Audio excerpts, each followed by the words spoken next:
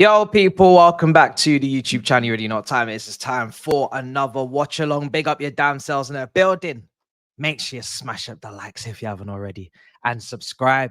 We got a watch along today, and it's Bayern Munich. Well, Manchester United are at home. Manchester United versus Bayern Munich. Very much looking forward to it. I have paid the price for missing out on Manchester United in the Champions League last couple of times. Copenhagen, mad game. Galatasaray, mad game. So I said, I'm not going to let it slide. I'm not going to let it happen again.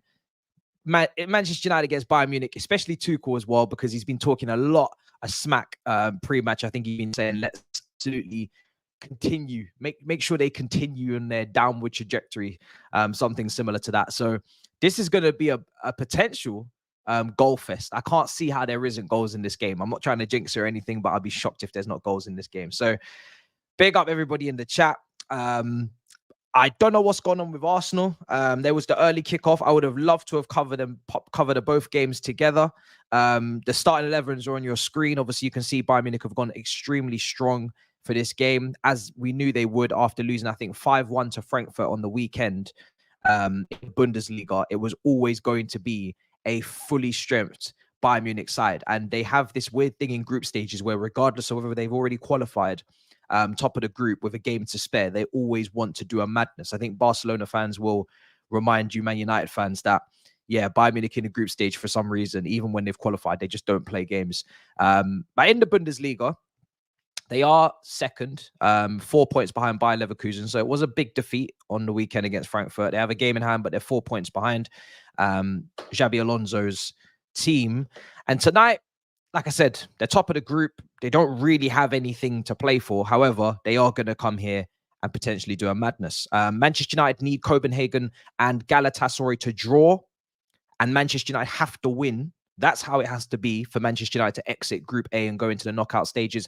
I don't think that's going to happen, to be honest. If Galatasaray or Copenhagen win, Manchester United are out. Manchester United, are they going to beat Bayern Munich? I don't think so. So there's a lot that needs to go in Man United's favor today for them to qualify, but we'll see.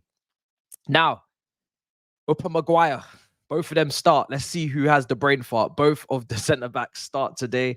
Manchester United lineup on your screen now. Very strong. Onana in goal. Dalot, Maguire, Varane comes back into the team. Shaw, Amrabat, McTominay, Anthony, Fernandes, Garnacho, and Hojlund. Hojlund didn't start, I don't think, over the weekend. Not sure if he came on, but I don't think he started.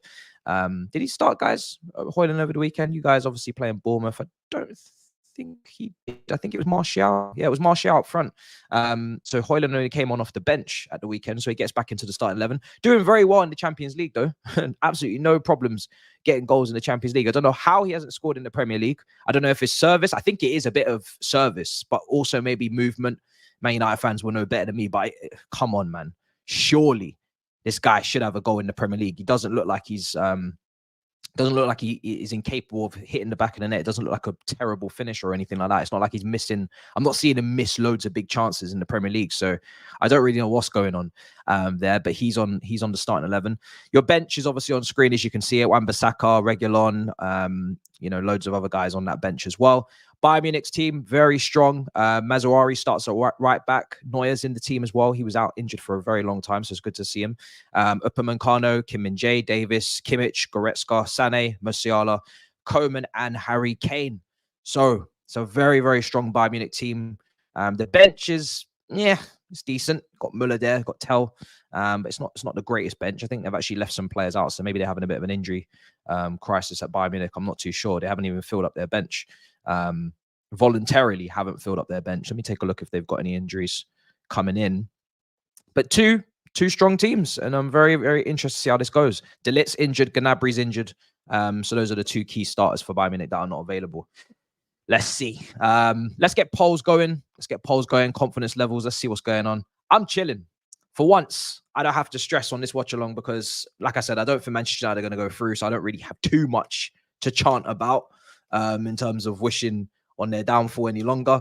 Also, I said I'd stay out of their business after what happened this time last week. I said I'd stay out of their business. So, yeah, I'm going to try and mind my own business. I'm just trying to enjoy the game, just trying to enjoy some football. I come in peace. I don't come with no I don't come with no bad intentions. I actually already said, in terms of Champions League, not that it applies to me anymore, I would have liked all of the English sides to actually do well, not to win it, but to do well, because obviously that means there's a 5th spot in England coefficient points. Again, that is none of my business anymore. I don't think we're going to be finishing 5th. So yeah, whoever gets that 5th spot, hope you enjoy it. Hope you're happy. Time for Manchester United to get slapped up again. It would be funny. I won't lie. It would be entertaining. Wouldn't mind it. Just a quick question. Would you take David De Gea as Chelsea's number 1? For the way we're trying to play, which seems to be an emphasis on playing out from the back, which we sometimes overdo and put ourselves in trouble, he's not the player to do that. So no, I wouldn't just take David De Gea just to take him, even though he's a free agent personally. But, you know, in January, with Sanchez being out, we've got a couple of weeks to go. We did sign Petrovic, you know, from the MLS. Some people told me he's a good goalkeeper. I know at the weekend he just got thrown into the deep end. Obviously, punched that corner away, and then they just slashed it back in past him. Listen, it's time for Petrovic to play.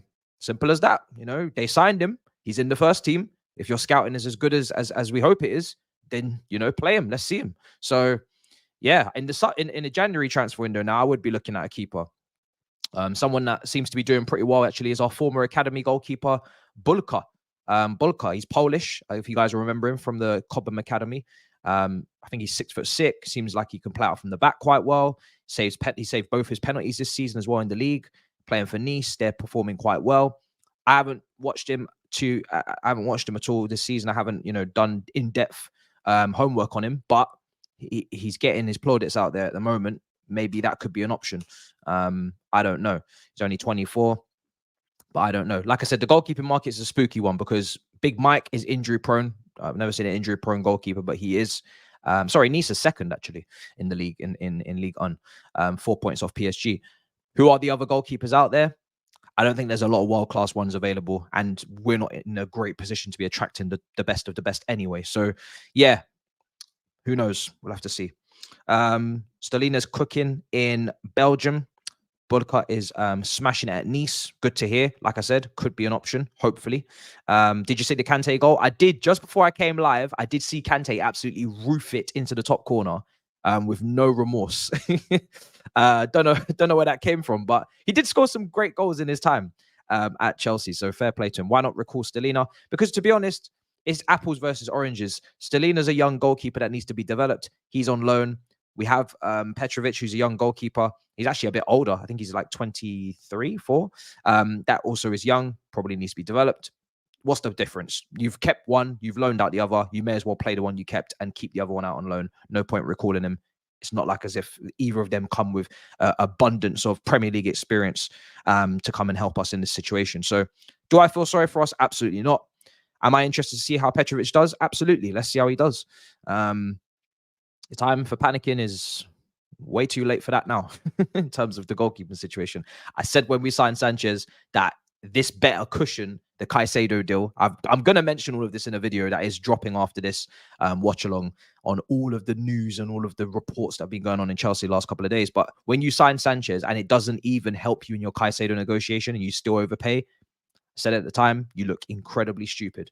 You sign a goalkeeper that's not really of the elite level, not at all of the elite level, not world class, not a clear starter for the long term, and you still get bumped.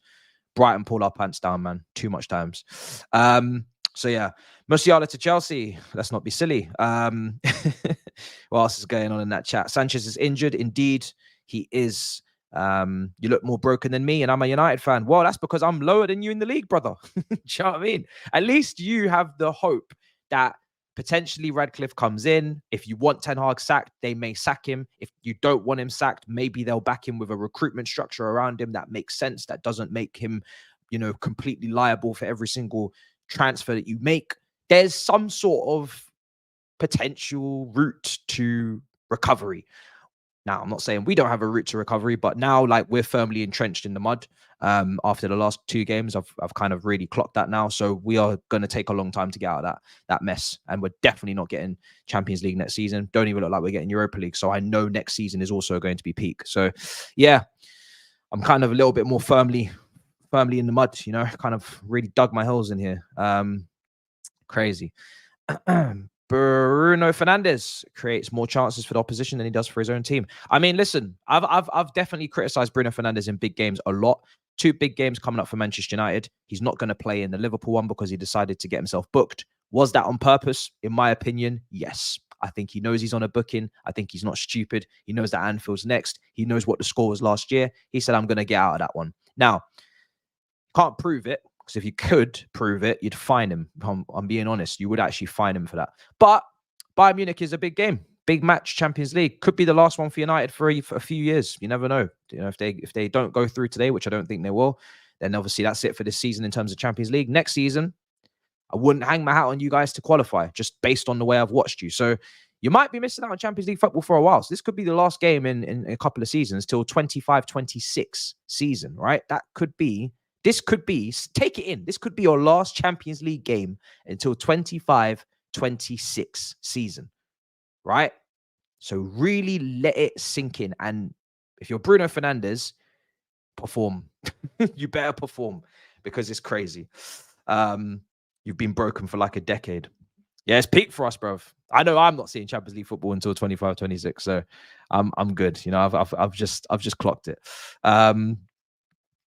6 goals conceded in 15 appearances.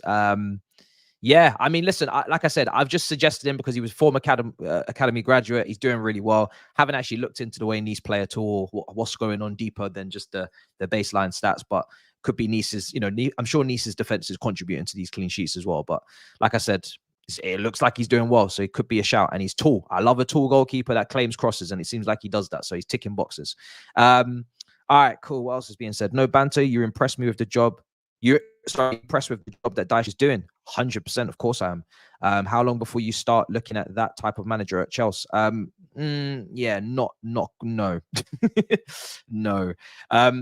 Chelsea are not set up in a way to play that type of football or play that way and do well from it. You know, you need physicality, you need target man, you just need a different composition of players. If we're gonna go down that route, and the whole squad is completely wrong for such style, I'm not gonna think of things like that. You know, we're gonna have to play our way out. Technically, we should be better than most of the league.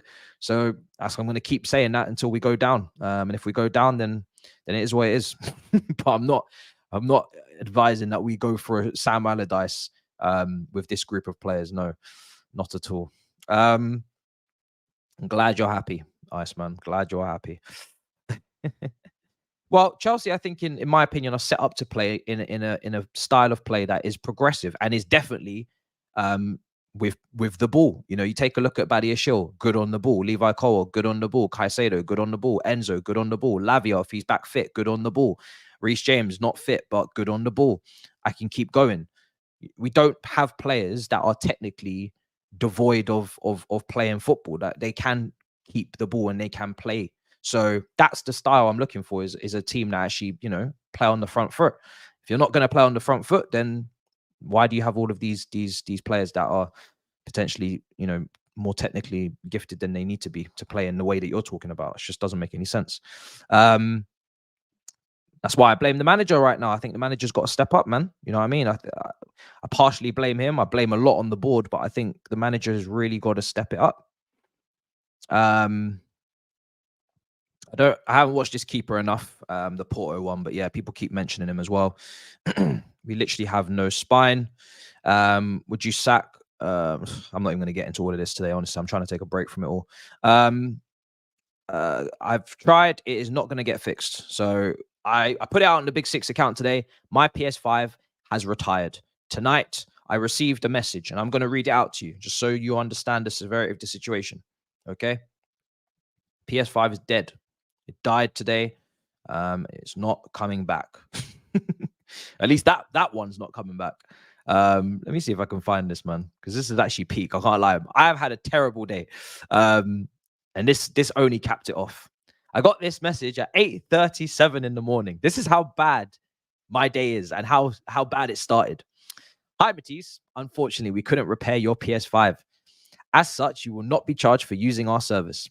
It's now on its way back to your local CEX store, where it will be ready for you to pick up Monday, the 18th of December. Best wishes and apologies. CEX repairs. Now, first of all, I don't need it back because it's broken. So don't really need it. Don't really need to make the trip. Just dash it in the bin. So PS5's broken, right? Pick up what? It's done. It's over. So permanently retired that version of PS5. Now I have to get a new one. Great. Then a piece of equipment, well, not a piece of equipment, a piece of studio furniture that I've ordered has not arrived. It's delayed and it's now not arriving. So that's great. Kind of pushed me back on some plans. So I'm gonna have to get a refund on that. Thanks, Royal Mail. What else happened today? Oh, yes, I was charged for a 5G router that I don't even have. I went to EE. I said, could you guys up my speed in my room? You know, this room here with a box, with a 5G router box. They said, yes. I took it home. It didn't do that. It didn't do shit. It wasn't working. I sent it back. I said, can you take care of this? I'm not paying the 12-month contract. They said, yes, no problem. We'll take care of it. I go home. I come back here. 3 weeks later, I am billed. Huh? Excuse me? Billed? For what? So now these twats are trying to, you know, fuck up my credit score and trying to tell me that it's my final warning. Are we in school? What do you mean final warning? To pay what? To pay who? So now I have to go and cuss EE on Thursday. What else has happened? Reece James. Reece James is injured for 3 months minimum. Hamstring injury. Brilliant. Fantastic. Wonderful. When will he be back? Who knows? Do I even care anymore? I mean, at this point, you may as well just be out for the whole season. You may as well just find yourself in the surgery situation and just forget about it. It's over. It's done. What else happened today? I think that might be it. But it's been an absolute shocker. So, yeah, I'm just chilling. Bruv. Oh, dear. But I think what is good news, and I'll, you know, when the video comes out, you'll see, because I've spoken about this anyway, but what is good news is that the Premier League have said that there's no more amortization over 9 years for contracts, which I think is good because it means, A, it should deter us from signing more children and trying to put them on 10-year contracts, because you're not going to sign 28-year-olds and do that. So I'm glad they haven't got that option anymore, because they've signed more than enough young players. And yeah, hopefully it kind of calms down our spending as well. They don't get so happy with the amortization and go so insane with it. So yeah, good to see. All right. I can definitely criticize him. Like I said, there's a difference between criticizing and wanting him sacked. I don't want him sacked. Me more than most don't want him sacked, because I'm the one that actually wanted him. So I'm getting a whole heap of bollocking from the fan base about wanting him in the first place. I'm giving him as much time as I physically can. But he does need criticizing, definitely, because he's not maximizing that team at all. You can't be sitting on the same points as fucking Fulham and Brentford and tell me that you're doing a good job, especially when Everton will be above you if they weren't deducted points. So yeah, definitely need to do better. I don't want him sacked, because I don't want any manager to get sacked. If they, you know, any Chelsea manager, if a Chelsea manager gets sacked, it means that we're doing shit, and that's not good. So ideally, he wouldn't have to be sacked, because we'd be doing a lot better than we are, but we're not. So what else is being said? Oh God. What's happened to Arsenal as well? I don't know why I've just completely ignored them like they didn't play this evening. Let's see what the score was. I don't even know what the score was, genuinely. It's a dead rubber, isn't it? So I kind of just left it alone. This is the only one that was interesting. Tonight, I was trying to look at a double header. This is the only game tonight that looks appetizing. The rest of them are dead rubbers and, you know, favorable fixtures for the top teams. So I just left it all.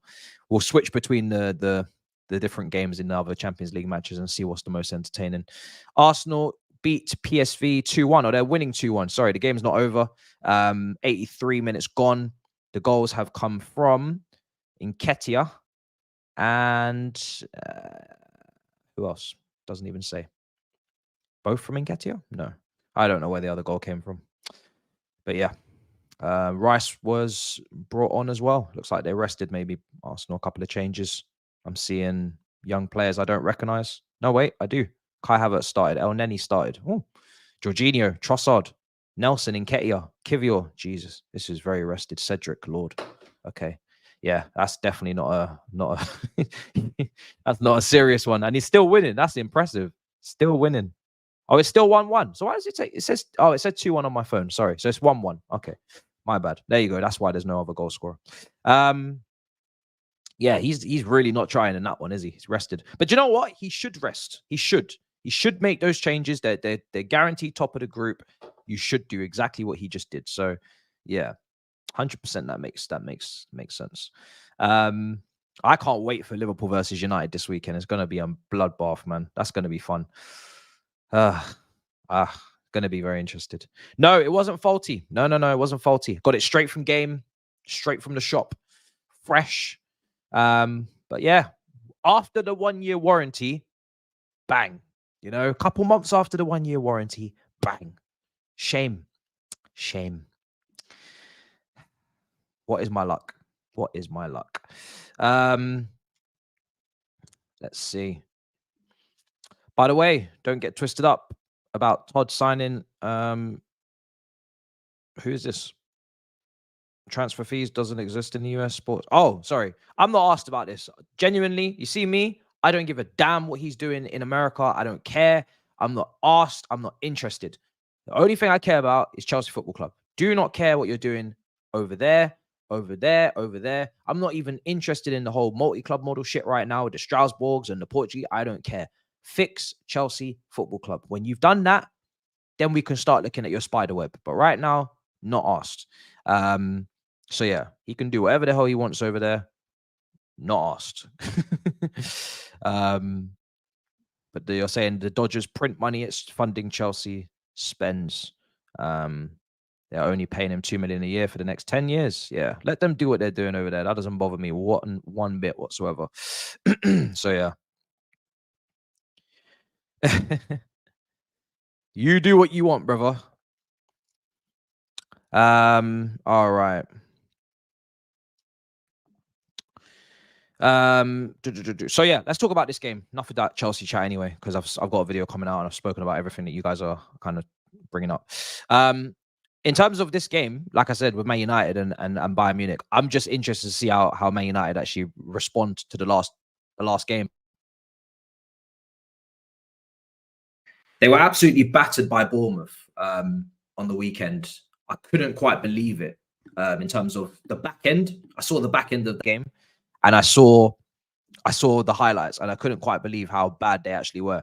Rashford is not in the squad. I don't know what's going on.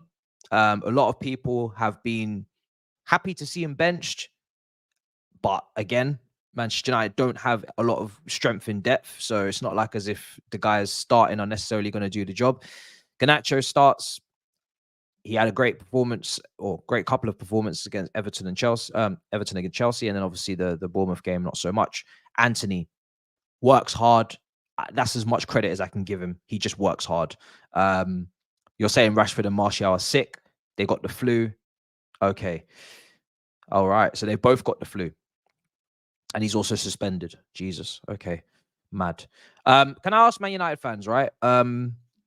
More important question than any prediction, really. Would you rather play in the Europa League or in just completely get knocked out? Because I find the whole getting straight knocked out and not going into Europa League thing, I find it quite odd, because I think Man United need all the help they can get in terms of a route to qualify for Champions League football. Based on what I'm watching, Premier League is looking a little bit sticky-icky, right? It's not a guarantee you're going to qualify for Champions League. Why don't you go into the Europa League and win it, right? Because it's a trophy and it counts and it's good for morale and it's good for just everything. In terms of just everything, it's good. It's just, there's no downside to winning the Europa League. If you finish in the Champions League semi-finals, you're not any better off than winning the Europa League. You win the Europa League, you go into the European Super Cup. You got an opportunity to get 2 more trophies. You get money, you get Champions League football, you get a trophy. There's just no downside to winning the Europa League. It's not a disgrace at all anymore to win that. Maybe before it would have been looked down upon. Now it's definitely not. You got teams like Barcelona in that competition over the years. Liverpool are in it, right? There's some big clubs in that competition. I don't understand why you'd not want to go down into that. I've seen a lot of people say, I'd rather just be out of all competitions so we can focus. Focus on what? focus on what? Like, focus on finishing in the top 4, top 5. It's not going to be an inspiring result regardless. Like, you're Man United. If you're not winning, what are you really doing, right? So pick up some trophies, continue to at least, compete in some competitions. Forget the Premier League. You're not going to win it. You're not going to challenge for it. So it's like, what's fifth place really to you as a fan base? I don't know. Maybe it is a lot to you. I don't think it should be though. So yeah, I think Europa League is definitely something you should be going for, man, and go and win it. You know what I mean? The best thing you can do when you're not at your best and you're in a period of uncertainty, or you're in a period of underwhelming performances, you're in a period of not performing to the level you want your club to perform at, is to scumbag as many trophies as you can, whether it's a League Cup, FA Cup, Europa League.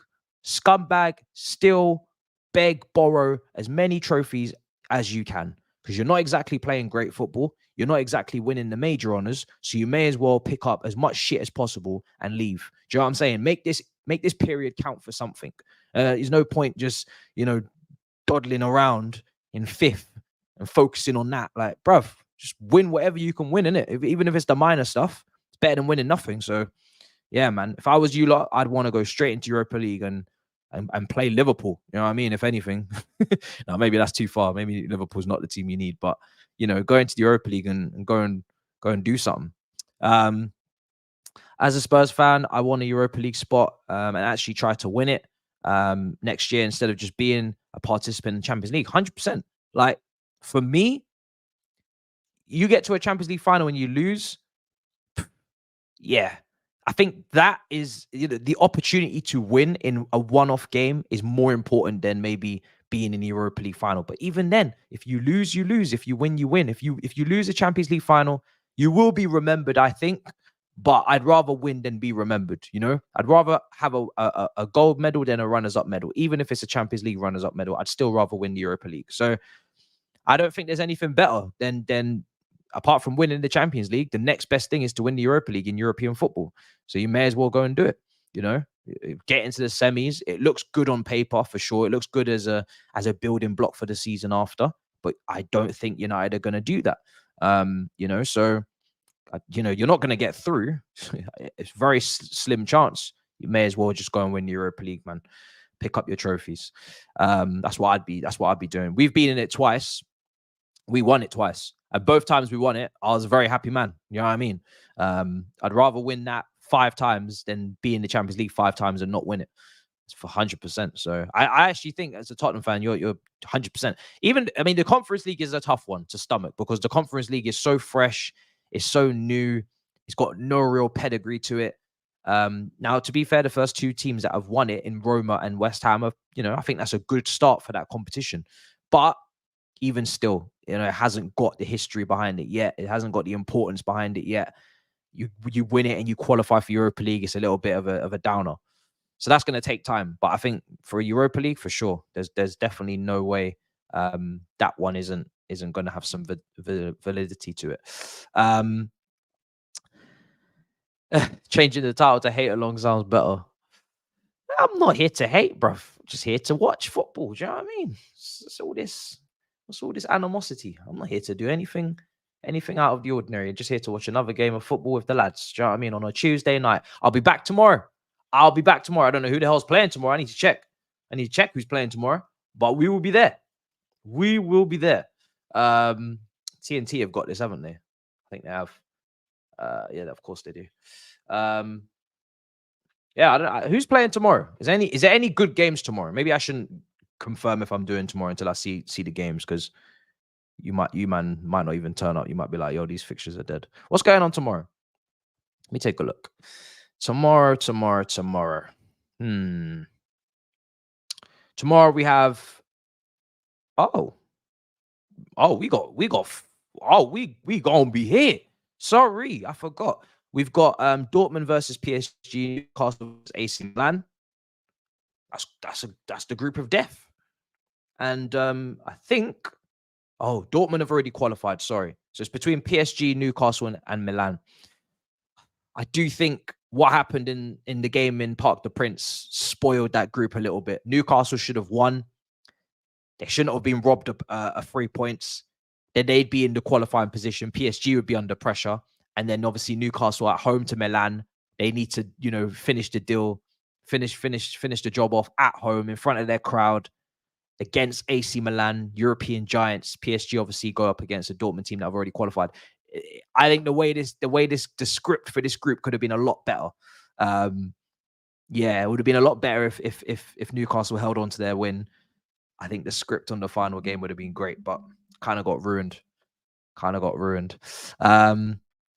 Who else are playing? Atletico Madrid versus Lazio, Porto versus Shakhtar. Some of these groups I've just not even watched once. I've just been focusing on Group F a lot in this campaign. I've watched a lot of obviously Group A. Arsenal's group, yeah, on the side. Again, they've got a very favorable, easy group, so it wasn't really that deep. But yeah, we've seen a bit of it. Group C, with obviously Real Madrid has been great with Napoli as well, so I've been keeping an eyes on that. Haven't looked at Group D too much, or Group E. And Group G is just a walk in the park for Man City as well. It's a shame. It's a shame and shame. It's a lot of dead. Yes, I don't know, man. It's strange. It just doesn't feel like there's a lot of great games at the moment in these groups that you're looking at and thinking, what a mouth-watering tie that is. But there are a lot of newbies on the scene, so you know, it is what it is. Knockout stages should be good though, based on who's going through. You've got Barca, Porto to go through, City, Leipzig to go through, Dortmund, PSG probably to go through, Atletico, Lazio to go through. Inter will go through with Real Sociedad, Real Madrid, Napoli, Arsenal, PSV.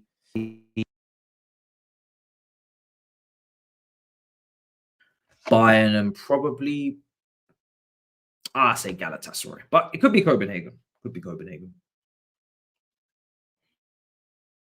Game of Kane this evening. Let me just that. I'm demanding a hat trick from Kane, to be honest. I'm demanding a hat trick. Harry Kane back in England at Old Trafford against a defense that is very susceptible. Onana, susceptible. Varane is just being thrown in when he's barely played recently. Maguire, need I say more, even though Man United fans obviously would defend he's been pretty decent recently. Some of them will anyway. I'm looking for the hat trick because I just know that Bayern Munich are going to create so many chances. Even Chelsea, who were absolutely diabolical against Manchester United last week in midweek, still created big chances. Everton, the game before, they lost 3-0, but they created so many chances. Bournemouth, they could have won 6-0. They created so many chances. So I know Bayern Munich with Sane, with Coman, with Kane, with Musiala, I know that Bayern Munich are going to create a plethora. I don't even know how to say this word. Loads of chances. So take them, man. And Harry Kane is one of the most clinical, if not the most clinical striker on the planet. So I'm expecting him to take his chances. So a hat trick at a minimum. What's going on? Lens are winning 2-1 against Sevilla. So that makes, what's the situation in Group A then? Lens are going to the Europa League. Sevilla. So Sevilla are not going to have the opportunity to defend their trophy that they always seem to win. Sevilla are not going to be able to go to the Europa League as it stands. They'll finish 4th, bottom of the group. I think they're kind of guaranteed that anyway, but yeah. Interesting.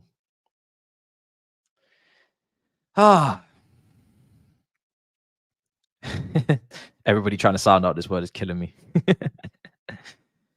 Oh, madness. I really don't care about Man United versus Bayern, but I like when Man United lose. Do you know what? You won't care yet, but if Man United again absolutely clapped 3 or 4-0, you'll care then. Trust me. It's one of those ones that you don't care beforehand because there's no real consequences for the result, which is probably Man United going out, bottom of the group. Man United going out of the Champions League, potentially Europa League qualification, and Bayern Munich have already topped the group. But if Bayern Munich start thrashing them, and you start remembering that Saeed TV, the Saeed TV, is out there at Old Trafford, somewhere in one of those seats, just absolutely raging, you will soon care. more than you can believe, you know? So, so yeah. Snooze fest. Well, I'm glad I didn't cover it because there was no way I was going to do a 5.5 hour stream with that game being the starting. So 1-1 is the final score. Fair enough. Job done. Rested, rotated, got the fresh faces on, gave them chances. They move. Don't know who Arsenal are playing next in the weekend fixture, but if I take a look, Premier League fixtures, what's going on this weekend? I know Chelsea obviously play against Sheffield United. If we don't win that, then I probably leave the sport for good. Man City at home to Palace. Arsenal at home to Brighton. Liverpool at home to United. Brighton's an interesting one. They did play great at the Emirates last season, to be fair, in that win. So, but you'd assume that Arsenal should take them, but Brighton are good. Brighton are a problem because you just never know with them. They could shock you, especially against a big team. They'll definitely go toe to toe in terms of the playing style. So it should be interesting. Should be a good game. What time's that kickoff? That better be live. 4 o'clock. Okay. Oh, are we about to have a super Sunday? We will be there. Arsenal versus Brighton, and then Liverpool versus Manchester United. I'm feeling a double, you know. Yeah, that's a double. That's a double. That's double trouble right there. We play obviously 3 o'clock on the day before. Yeah, I'm gonna be there for that. I'm gonna be there for that 100%. That looks good. I'm hungry. Yeah, it'll be, you know, that can't be a 0-0. That can't be a 0-0. Again, that's another game that just you assume is going to be a great one. So I'm looking forward to that. All right, guys, smash up the likes if you haven't already. Let's get that to 200 likes. How far are we from 70K? Because we're not far. We're going to get this done before the end of the year. That's not even an option. Do you know what I'm saying? Like, that has to get done. That has to get done. We have to. How far are we, though? I think 250 away. We're getting that done, guys. We're getting that done. Especially because we're probably going to lose about 4 games before that even end of the year even happens. We all know you absolutely love my misery in your droves. Cinema almost begins. Kickoff is in about 15 minutes time. Build up in terms of, well, let me just see that Bayern Munich team again on screen. Mazarawi's in the starting 11. I'm looking forward to watching him because he's kind of been out of favor at Bayern Munich ever since he joined from Ajax. I think he's a good player. Looked great at the World Cup. So I'm looking forward to watching him. Neuer, obviously, is great to have him back in goal. Who would you guys replace Neuer with, though, at Bayern Munich in goal in the long term? Because that guy must be surely coming towards the end now. He had a massive injury. He's now back. He's 37 years of age. I signed him on my FIFA career mode. He was shit. So that tells me that he hasn't got long left. So who's coming in that position? There's actually quite a few clubs looking for goalkeepers. People are telling me Kepa. Lord Jesus. That's mad. That can't run. Oh, of course. It will be Kobel. Of course. It will be the Dortmund keeper. Of course. They have a lovely little trade-off going on. I'm sure they'll give them somebody in the swaps. Yeah. You're spot on. Absolutely spot on. Yeah. Couldn't be more scripted, could it? Yeah, 100%. 100%. They have Guerrero on the bench, former Dortmund player as well, former Dortmund left back. Upamecano and Kim Min-jae. Davis, of course, as well, left back. Who else are we looking forward to? Obviously, you know, my favorite winger, Leroy Sané. Can't wait to see him. I'm not sure if he's playing on the left or he's playing on the right because he can play on both. I'm not too sure. We'll have to see. Musiala in the 10. Can't wait. It's going to be good. It's going to be very, very good. A lot of Man United youngsters as well in this bench. We'll see if any of them come on. I should have signed them on FIFA. But you know what? They was asking for stupid money. They were asking for like 80 million, 85. I was like, bruv. Is he world class? Let me ask you guys. I don't watch Dortmund like that. Is Kobel world class? Because the way FIFA are treating him, sorry, EA Sports, the way they're treating him, you'd think he's world class. The way that he's priced at, you'd think he's world class. Is that guy world class? Is he? Let me know. I feel like we're running out of world class keepers.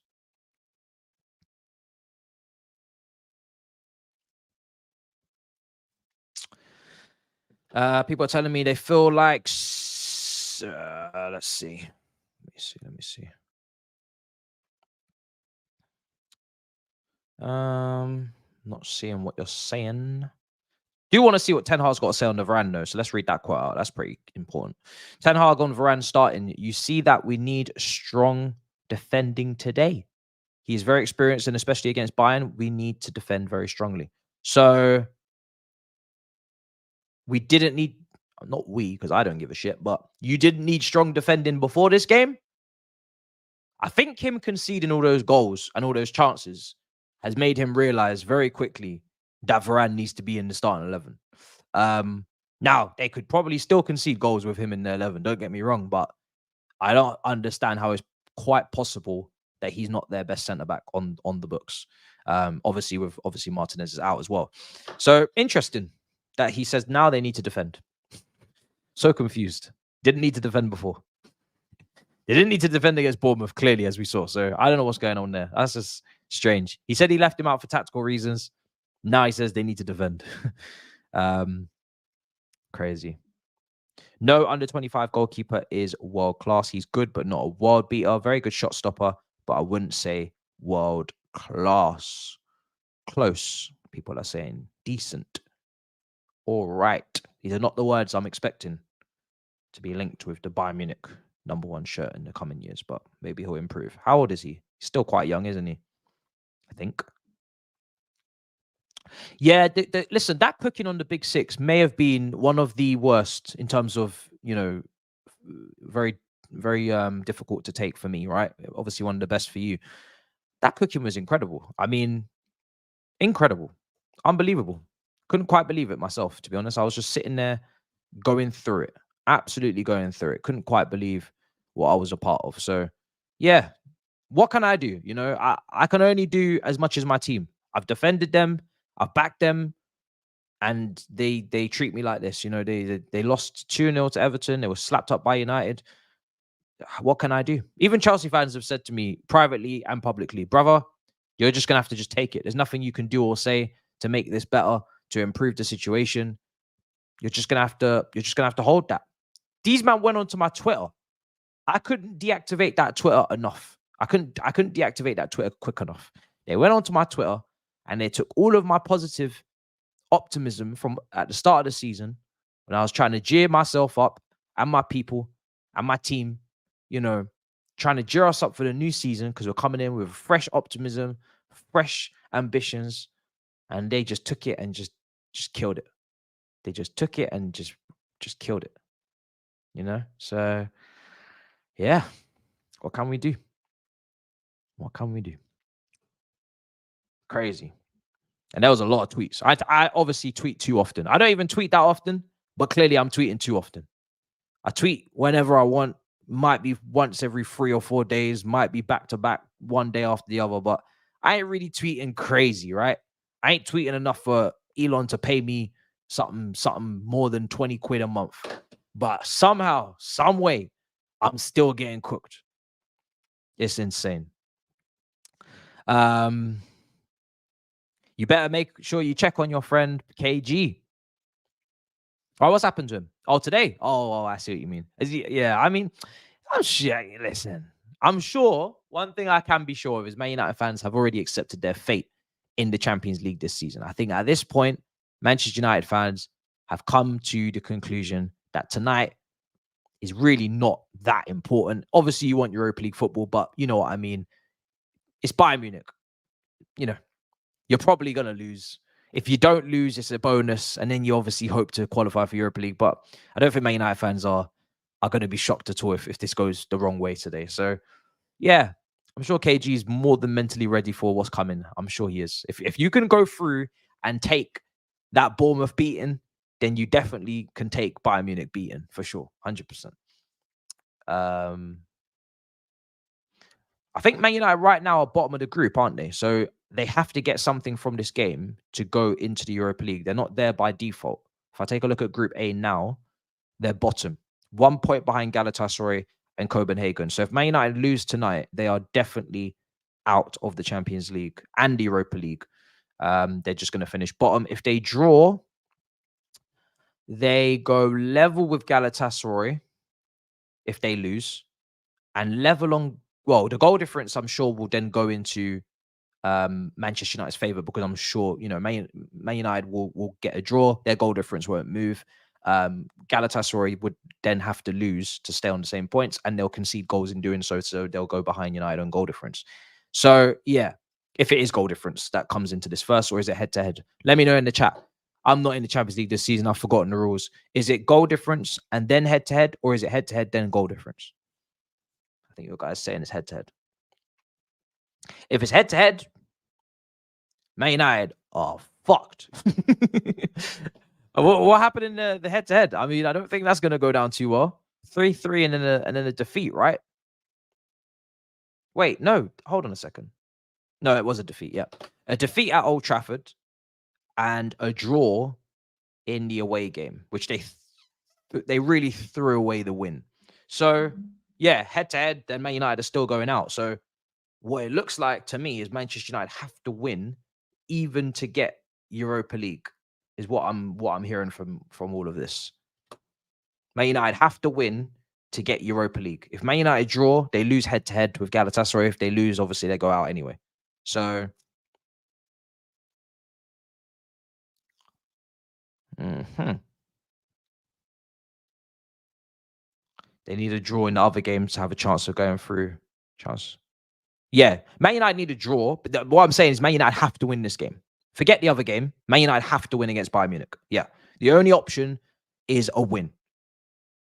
If they win and the other game is a draw, they qualify for Champions League. If they win and the other game is a defeat for one of the teams, they qualify for Europa League. But they have to win. That's just to make things simple. They have to win against Bayern Munich today. So that's not good.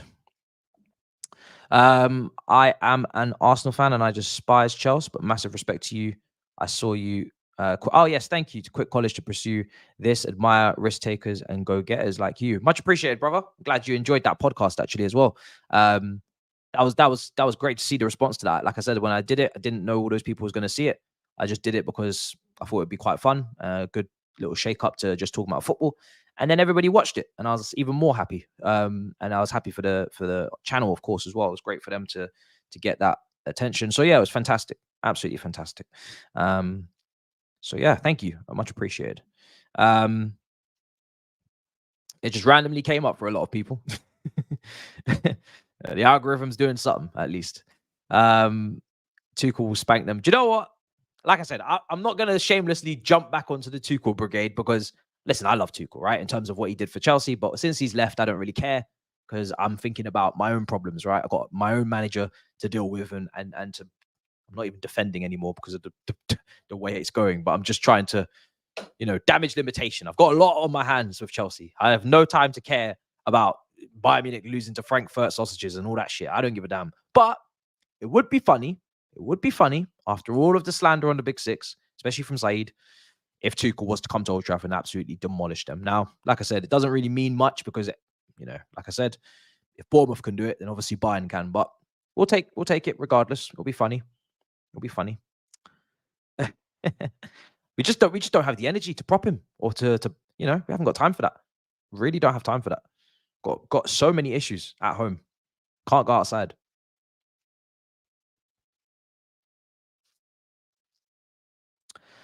Let's see. Well, yeah, so let's talk about this because I'm gonna get these questions on the comments of the video anyway. Reece James in comparison to Pulisic. Okay, so for me, two things. Reece James, his potential and his level in his position is way higher than Pulisic's in his position, right? Reece James, when fit, if recovered and if recuperated and if revived, can be one of the best right backs on the planet. I don't think Pulisic can be one of the best wingers on the planet. So there's the difference. The next thing is that the winger position, there is a lot more quality and a lot more talent competing out there for the winger spot than there is in the right back spot.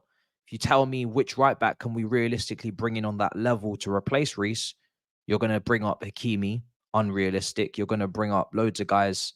Well, the only guys you could bring up was Hakimi, Trent, and Walker, and none of them are going to happen. So you're going to take a big downgrade. Are you going to take a big downgrade on Pulisic versus Liao? No. KK? No. Loads of other wingers out there? No, no, no. So that's the difference. Now, like I said, and I will say my video is coming out anyway, so I've explained it. But there is a slight difference, in my opinion. There is a slight difference. But with Reece, yeah, it's just not great, man. It's not great. It's not great. And to be honest, we don't have the luxury of giving up, to be honest, with the lack of leadership we have as it is. You know, he's one of the most experienced players we have. So selling him, I've said it in the video, but selling him now, I mean, you can't sell him in January. He's going to be injured. You don't sell players that are injured. Can't even get Chalobah out, right? And in the summer, he's only just going to be off a massive injury. So if you do sell him, you're not going to get anywhere near as much money as you should. So you're gonna probably sell him for like 30% of the price you should be getting. I mean, what are you going to put that 30 million towards? Who are you going to bring in? That's going to be so important. You know, it's probably going to be a backup right back for Gusto.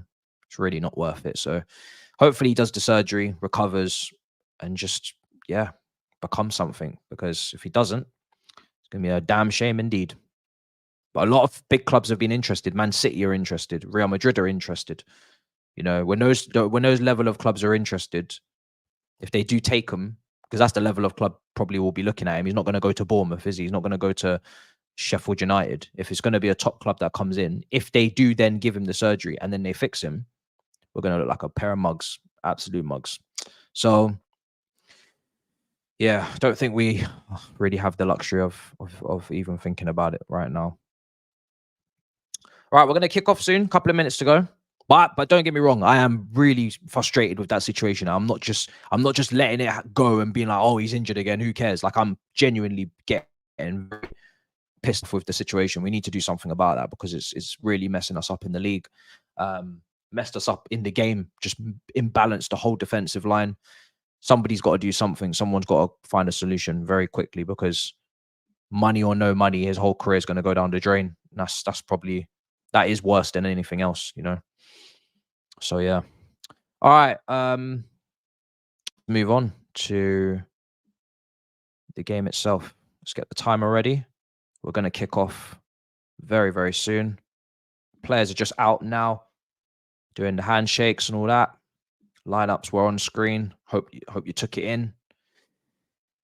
Strong teams from both sides, so hopefully it should be a good game. I think Man United, at the very least, just need a bit of pride in this performance, considering the way the group's gone for them. So, sure, the Man United crowd will be demanding at least some sort of performance. You don't want to go into the Liverpool game. You don't want to go into the Liverpool game anyway, but you don't want to go into the Liverpool game on the back of a thrashing before that, you know? Because then you're just going into the Liverpool game for no reason. You may as well not even go up. You may as well not even turn up. Got no captain. Don't know who's going to captain in that game. Is it going to be Maguire, Varane? Don't know who's going to captain in that game for Man United. You would have lost the game in the tunnel. I mean, you're going to lose anyway. I think everybody knows that, but you're going to get absolutely destroyed if you get destroyed here. I mean, I don't know what's going to happen at Anfield if you don't have some sort of pick me up in between the Bournemouth game and the weekend. So we will see. Let's see. Timer's coming up soon. Let me see if I'm on the fastest option. Choupo-Moting still at Bayern Munich. Still at Bayern Munich, just chilling on their bench. His agent is a miracle worker, honestly. An absolute genius. We're about to kick off. Liverpool are too cocky. Well, they're top of the league, so you know, get your predictions in. I think you guys have probably had that time now. I'm going to close that poll. Bayern Munich winning is on the agenda. It's what everybody's gone for.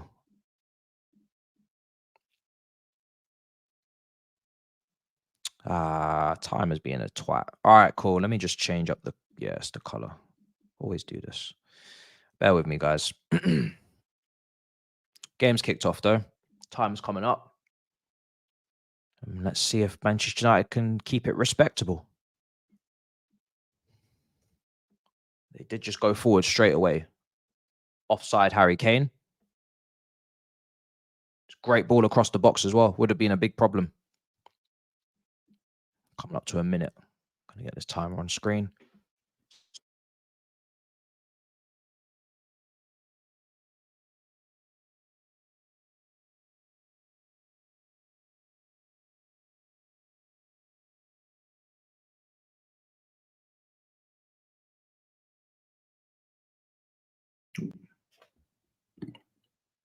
Sorry, I was muted.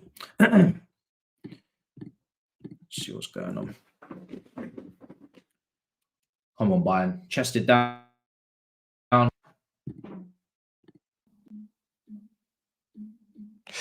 I'm attending to funeral in 2 days. Ma's cooking. What do you mean? What do you mean? You're talking about Big Six, and you're talking about maybe round up on Dion. You're talking about maybe flex getting cooked because Man United maybe lose tonight. I ain't playing in between these days, thankfully. So I can't get cooked. I ain't even playing. I'm guessing you're talking about that because you're saying I'm cooking, Ma's cooking. Bruv, I'm not cooking shit, bruv. I'm not that shameless. My team are like, it's not even a joke now. Thank you for the super sticker. Much appreciated. It's not even a joke at this point, where my team is at. Like, genuinely, it's really, I can't cook nothing, bruv. I'm fully embarrassed. Fully embarrassed.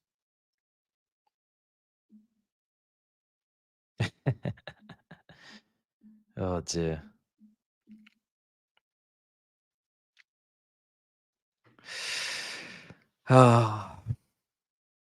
Need an all-you-can-eat Chelsea therapy session again. Do you know that they are clearly best when the game's done, especially if we've lost, because I mean that is when the therapy is really needed. Everybody's done their reviews, everybody's cussed, got angry, and then we come and talk it all out.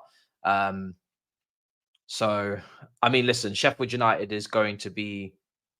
I mean, I assume I would be absolutely appalled if they can't manage to scramble together some sort of win. So hopefully you don't need another therapy session for at least a week.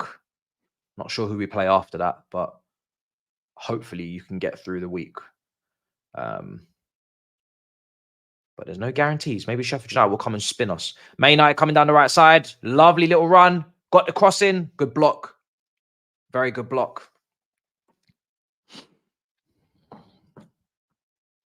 Very good block. It was Dallo on the underlap. Kim Min-jae, man.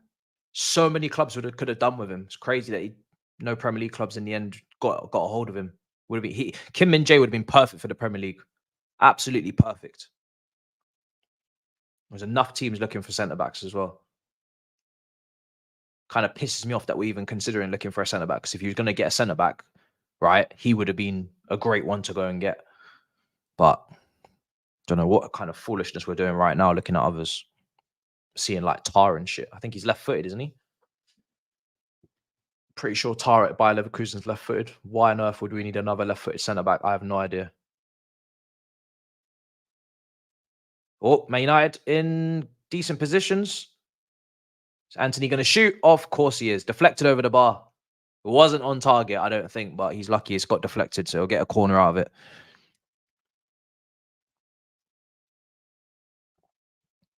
They conceded 5 in one game. Yeah, I mean, listen, Neuer is obviously getting on now, so he's had a long career. So maybe it's time for... Yeah, I think it probably is time for a successor at some point. No deflection. Oh, wow. I thought that was deflected. I wasn't even trying to take the piss. I genuinely thought that was deflected. I thought it hit a man or something. That's crazy. This guy, you know, his shooting is so suspect. Because I've seen him hit a couple of rocket launches into the top corner and whatnot. But this guy, he needs to do it. He needs to shoot so often to get a worldie. It's like the volume that he's got to do it at is just not, it's not okay. It's not okay at all. This guy's crazy. This guy's mad. That's nuts. I thought I was deflected.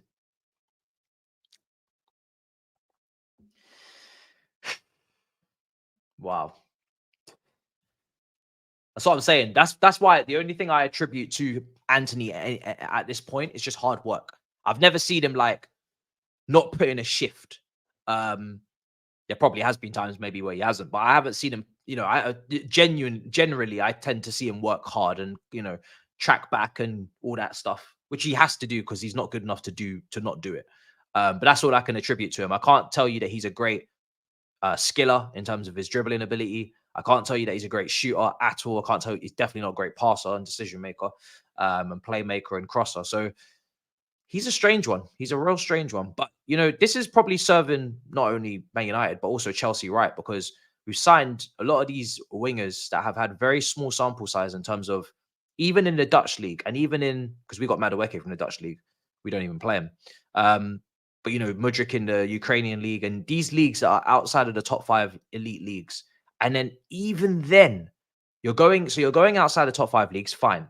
But you're not even getting players that have banged in 20 goals in the season, who have absolutely ripped it up to the point where you cannot ignore them. It's not Anthony's stats at Ajax in the Eredivisie. They weren't nothing special. Same with, Mudryk at Shakhtar. Same with Madueke at PSV. So it's like you're not even signing players at these price tags that are even destroying leagues that are significantly inferior to the league you're going to be competing at. So it's like, I can't feel sorry for these clubs because you're just taking massive gambles. And you're paying the price. So what can you say? Anthony had a nice little run there. Didn't amount to anything, but crazy. And if you're going to sign those players who have not absolutely knocked the door down in those leagues, you can't sign them for 62, 68 million or whatever Anthony costs, 80 million. I don't know anymore. You can't sign them for that price point. If you're going to sign those players that are potentially on the cusp of breaking out, but have not shown that they can do it yet, even in their own league, they haven't ripped it. It's got to be like a 35 million cutoff, right? Because if you're talking about being like Brighton or being like, I don't know, those clubs that recruit well and find the diamonds in the rough, they don't buy players for 70, 80 million. They just don't, because they don't have the money. Now, obviously, we get robbed because everybody knows we got money, these two clubs, but don't get robbed. Do you know what I mean? So learn to say no, negotiate, offer a player in exchange to bring the price down, but don't get robbed. Don't overpay for this, because these players that I've mentioned, your Mudryk, your Antony's, even though I don't think Mudryk is really as bad as Anthony at this point, but like these players honestly could go to. They could have gone to Bournemouths and they could have gone to, Brighton's for 25 million. No one would have even batted an eyelid. No one would have even been shocked. Let's see. Please help me understand, how is the process going backwards for you and United when everybody laughed at Arsenal? Trust the process. Agenda, talk to me. I mean, first of all, Arsenal, I mean, you guys didn't even trust your own process. And I say you guys, I mean most of you, right? Arsenal fans are very clever right now at trying to rewrite history. And I'm not going to let you do it, because if you had stuck with Arteta the whole way through, fair enough. But most of you, and I mean most of you, wanted that man sacked. After the second 8th place finish, you were done with him. So you need to own up to that and be like, yeah, we didn't even trust our own process. And then when you do that, then we can talk about, everybody else's impatience and process and all that stuff. But you got to have some reflection. You have to have some reflection. But yeah, why is ours not working the same way yours isn't working? I mean, ours is not even the same as yours anyway, because we've changed ownerships and done a whole madness and flipped the whole squad and everything. So sacked all our staff, switched it. If you're talking about Man United, then I mean, there is no process, because they've not tried to. Man United have not really tried to build long term. You look at Casemiro, Varane, Bruno Fernandes. These guys are all now players. They're not future players. They're all now. So as far as I'm concerned, Man United are trying to win now. The kind of squad and team they've assembled. So I don't think there is a process. I think it's let's win. You know, it's not working, but I don't know what the process is with Mandem that are 30 and 31. Napoli have scored 1-0 to them. They've scored against Braga. Who's got the goal? It's own goal. Own goal. Own goal. Bayern Munich are not cooking. They're not. No, not yet. But no, listen, it's a slow burner, man. Let them warm up. Let them warm up. They're just turning the stove on. You know what I'm saying? Getting all the ingredients out. They're procrastinating what they're doing. They're on their phone. They're scrolling on Twitter. They're procrastinating. They should have started cooking by now, but they're procrastinating. So what can we do? We just have to just let them do what they're doing. Taking time. They don't need to win, it's true. But from what was spoken on pre-match, it sounded like they were going to come in on a madness. So I am expecting a performance, to be honest, even though they don't need to win. I think also their own team should be trying to perform purely because they lost 5-1 at the weekend. So you need to respond. Their fans still made the trip all the way to Old Trafford as well from Germany. So some sort of respect to them as well. But they played a strong team. So if they were going to can this game, they should have played a weaker team. Yeah, if you're not gonna try, may as well play the youngsters or the guys that have something to prove. They've created a couple of little moments here and there. Here's Davis. Nice pass, brilliant pass into Goretzka. Musiala, Kimmich, back to Goretzka. Davis on the left-hand side. Musiala's in good space. Davis is gonna go in alone. Now looks for Sane. Lovely little back heel to Kimmich. Over to Coman.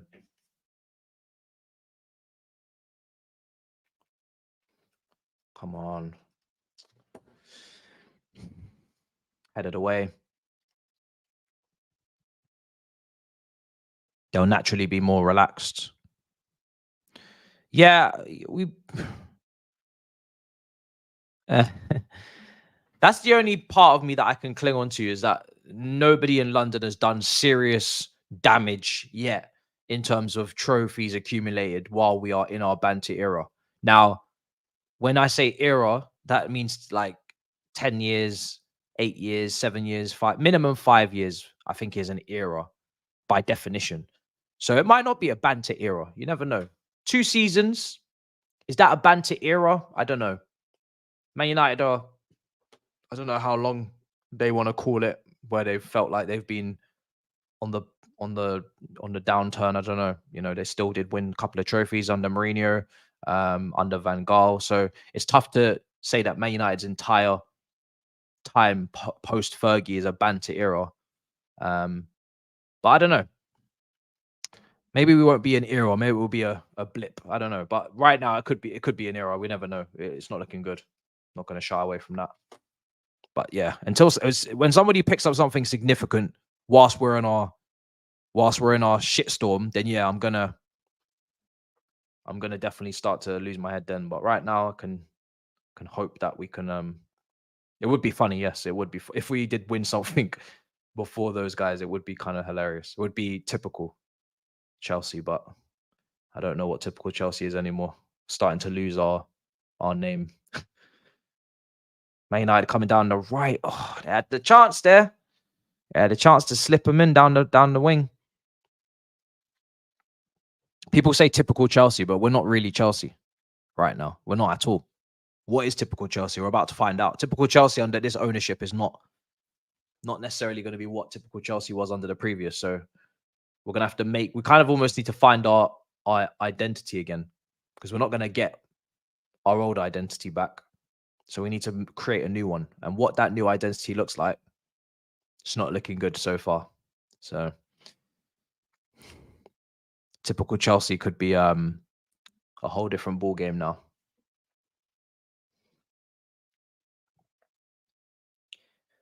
Could be we could become a bunch of bottlers. Could become irrelevant. Could become anything. We could be whatever we want.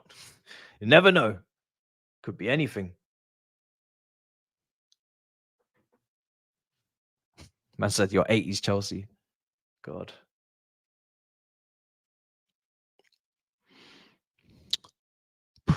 No prediction against Sheffield United. I mean, bro, I honestly, it's just win. Like, it has to be a win. The day I predict, put it like this: if I was predicting that we're not going to beat Sheffield United at home, I would have said sack the manager by now, genuinely. So it will be to predict a win, because I haven't lost all hope of picking up results, against teams in the league. My confidence is on the floor, but I haven't lost all hope in terms of we will never win another game ever again. So yeah, it's definitely going to be a win. It might not be a nice win, but it's definitely going to be a win. If I wasn't predicting a win, then that means at that point I have no faith in the coach whatsoever to even get a win at home to Sheffield United. So I would have said sack him. So yeah. What's going on? Is there an injury for Musiala? He's currently down. Yeah, I think Maguire just stood on his toe a little bit. Is it a penalty?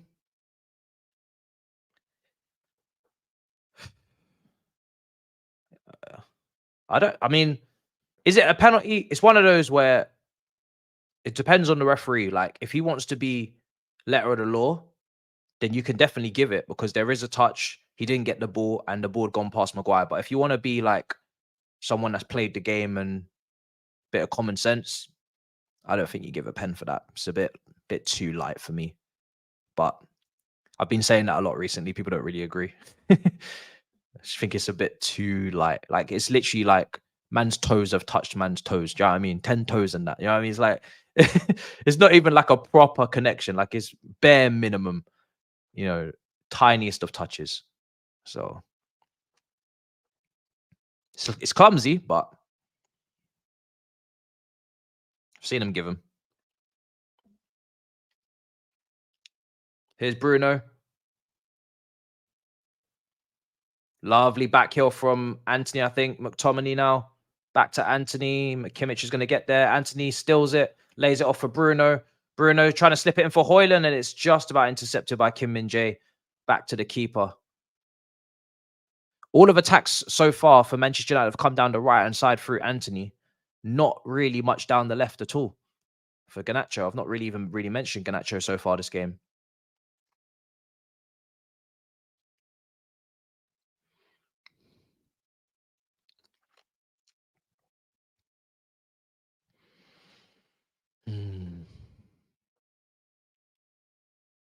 Yeah, madness.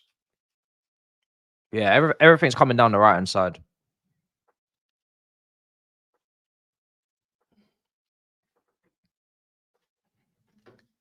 It's all coming down the right. Come on.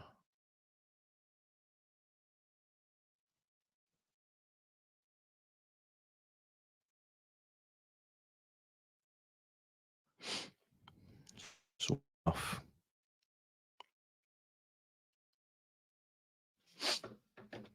What are you guys telling me? What are you telling me?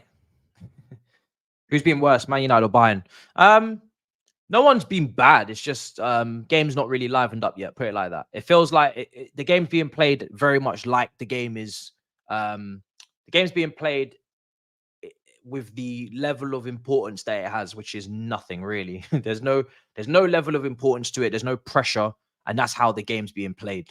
Man United they don't want to overcommit because they know Bayern Munich are too good for that. So they are trying to be cautious, but they are trying to show something.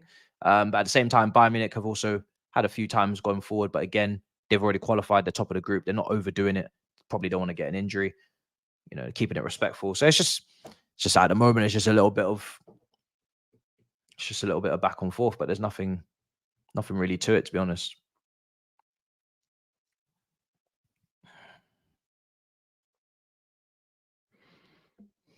But Manchester United have to win to go and qualify for European football. So I am expecting Man United to start trying to do, trying to really push for the win and commit themselves.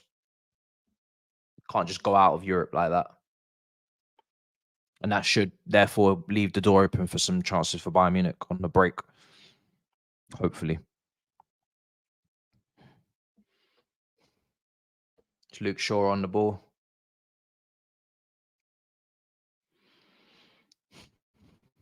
Hojlund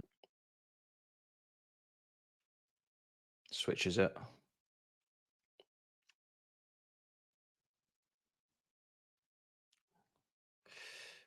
Here's Davis. Davis again. He's going to go around the outside of Anthony and absolutely clears Anthony into Musiala. It's really open and exposed. Kane. He's got Maguire making a run. Coman. Back to Kimmich. It's a bit of space. Clipped in. Back post. Headed away. And out. Sane's going to pick it up.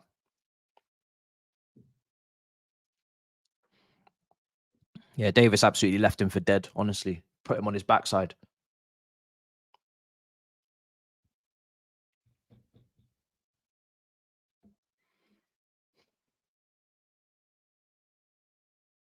Here's Musiala. Come on. Bayern Munich just need to get some control, man. They're the better. They have the better players. They need to assert themselves on this game. Here's Davis again.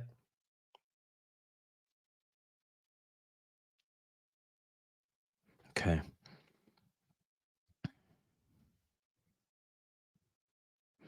Davis, best left back in the world, says Blood. No one's speaking about Hojlund being a flop. He cost a lot. Cost double the price of Jackson. So yeah, probably should be spoke about a whole heap more. I mean, he has no goals, right? Maybe people have become numb to it because it's what Richarlison was on last year, but it's not really normal to have no Premier League goals. But again, it's weird. It's one of those ones where, if I'm being honest, I don't really look at him having no goals and think it's all his fault and that he's a shocking player. It's more I look at Man United and think, where are his chances? Why are you not servicing him? Like, what's going on? Are you're not playing to his strengths? You're not playing, you're not giving him opportunities. It's weird. It's such a strange one. He's young as well. Yeah. Like, I don't know. It's a strange one. He's a top goal scorer in the Champions League. Yeah, he is. I don't know. It's really weird. It's really weird. If he was like missing chance after chance after chance, I'd be the first one to be like, what is going on here? But I just don't really ever see him getting better chances like that in the Prem. Such an odd one. Here's Shaw. Yeah, good defending.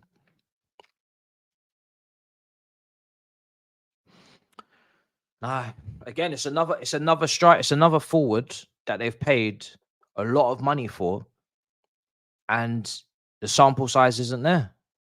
You know, it's another one really, because again, when you look at his sample size, I don't even think he was a guaranteed starter at Atalanta when he was there last year. I don't think he started every game like that. So it's another situation where you've paid a lot of money for someone who's really probably and is clearly worth half the price you paid. That is a 35 million player. 30 to 35 million player. They've paid double, so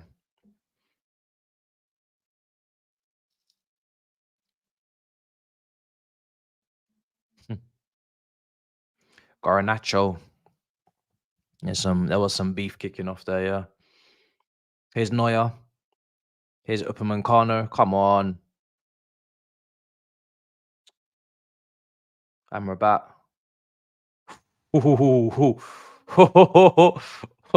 There's going to be another scrap, isn't there, for that high foot? Or is there? No? Telling you, it's getting feisty out there.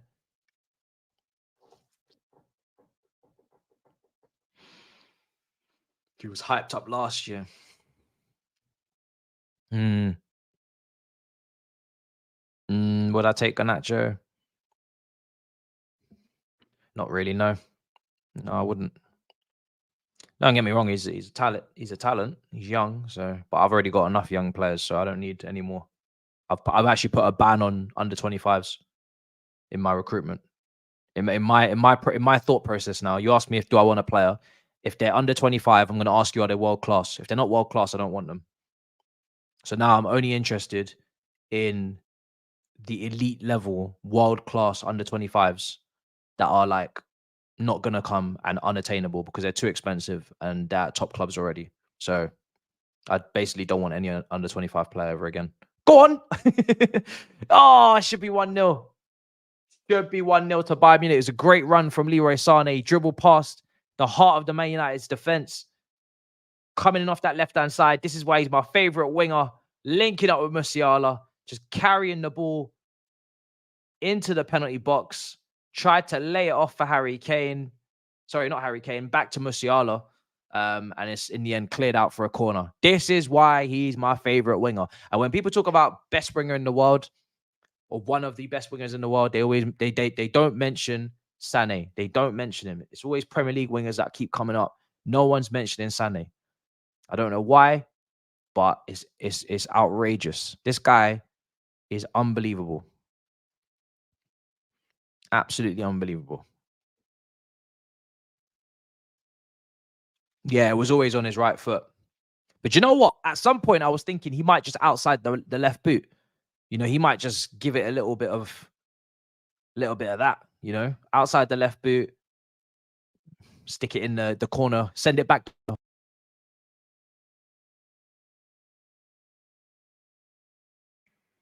why it's pissing me off, bro. Need to get a new wire. Oh, Hojlund is bad. Saliba's like gonna be one of the top centre backs in the world. But again, I've said it before. I don't need a centre back. I'm only taking players in positions that I need as well. So I need a goalkeeper and I need a striker. And I don't really feel like I'm interested in anything of that. We're just bringing in too many players, and every time we bring in a big batch of players, it takes even longer for us to integrate them and to get them on side. And it's just an ongoing circle of just trying to get players to acclimatize to the league and everything. So less is more, man. But yeah, apparently Thiago's back for Liverpool. I saw an image today of him carrying his boots into the training facility, I think. How long will he be back for? I don't know. Probably not that long, man. This guy's really injury prone. Of course I would, bro. Of course I would. But you said swap now. Now you're getting a player out and also bringing one in. So now I'm not adding to the squad. If you're telling me straight swaps, then of course now we got a big conversation, man. Straight swapping Saka for Mudryk and fucking Saliba for Dasasi and everything, bro. Let's go. Do you know what I'm saying? But yeah, I'm not like, this is not FIFA, so there's no point asking me these questions because it's not realistic. You gotta make it realistic. This ain't FIFA. This ain't even Football Manager. You can't do that crap. You have to make it realistic, man. Man said Saliba and Musiala and Saka. Brother, we're 12th. And even if we wasn't 12th, you'd still struggle to get these guys. So here's Amrabat.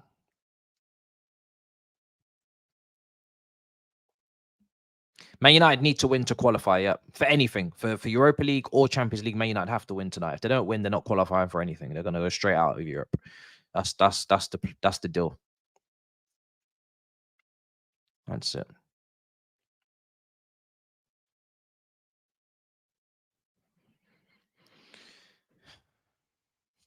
Not realistic, James. Vicario is at Tottenham. We don't do business with Tottenham.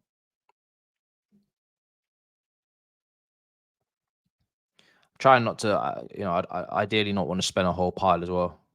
It'd be great if we didn't have to. Bullocker at Nice is going to be the Bullocker at Nice is going to be the goalkeeper that I look into and ask questions about and pray that.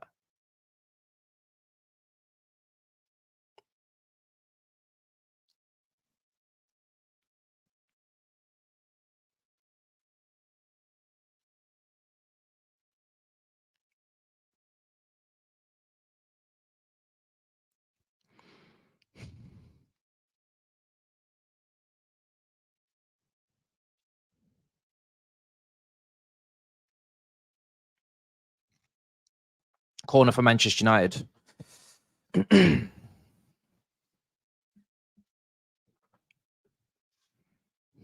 Yeah, he looks good though. He looks good. But like I said, yeah, that's the goalkeeper I'm going to be looking into. They've taken it short. Corner's going to come in, cleared away.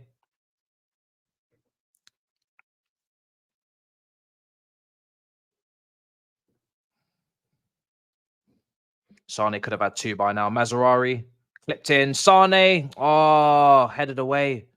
How did he end up turning a shooting opportunity into a cross? Or into a cutback or whatever that was? Here's Coman. Mazzarari does really well there. I think referee's just going to play on. Ball's going to come in again, headed away. And it's going to fall to Sane. Oh, I wish he would have taken that first time. It looked like something he could have hit first time, and then he just backed out of it. Tried to take it down. Lost all of the space.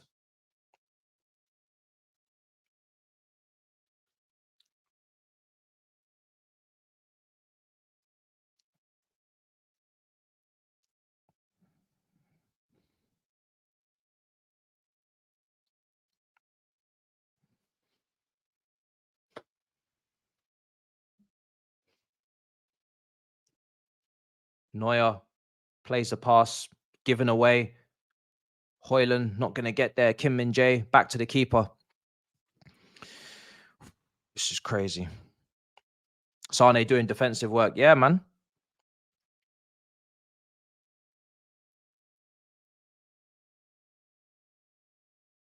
He's not doing your prop any justice right now. Don't worry. Trust me. If there's one player that I know in this game is going to step up and show some quality, it's going to be Sane. I'm telling you that now. I'm going to stick by this propaganda that I'm doing. I have full confidence that this guy is going to show up today, and he's going to show you why. He's already shown glimpses, but he's going to show you. In this game, he's going to show you. In fact, Sane is going to score tonight. There you go. Sane is going to score. I'm going to stick my neck out on the line. He's going to score.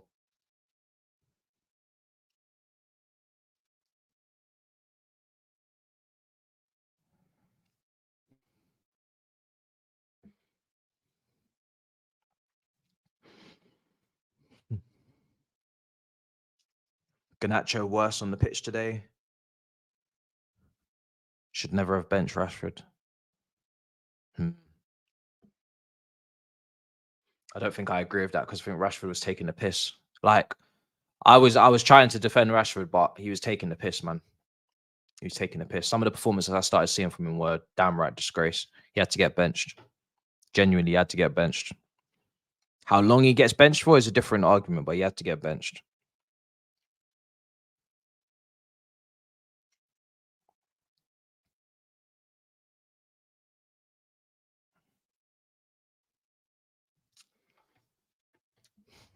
"34 minutes gone, touched out."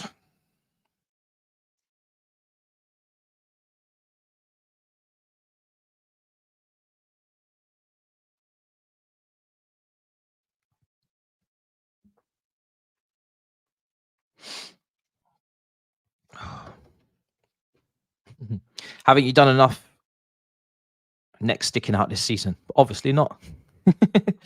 Just when you think I can't make enough predictions, I go and do another one. Jeez, it's been a peak season for me. Davis, Musiala. But the season's not over, which is probably what worries me the most. But it's not over.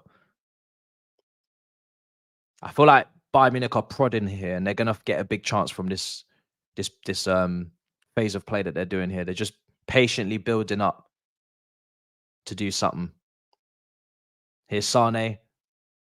McTominay, he's got round him. He slipped it through. Oh, Mazzarari into Kane. Now across to Coman and across the box. Oh, Mazzarari just with the header. Couldn't quite get a touch on it. Onana was there. Oh, honestly.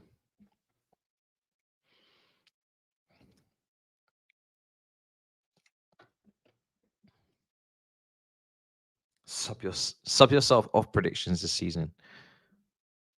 Good sport, all good fun. Bless up. Appreciate it. Yeah, I mean, listen, predictions are predictions.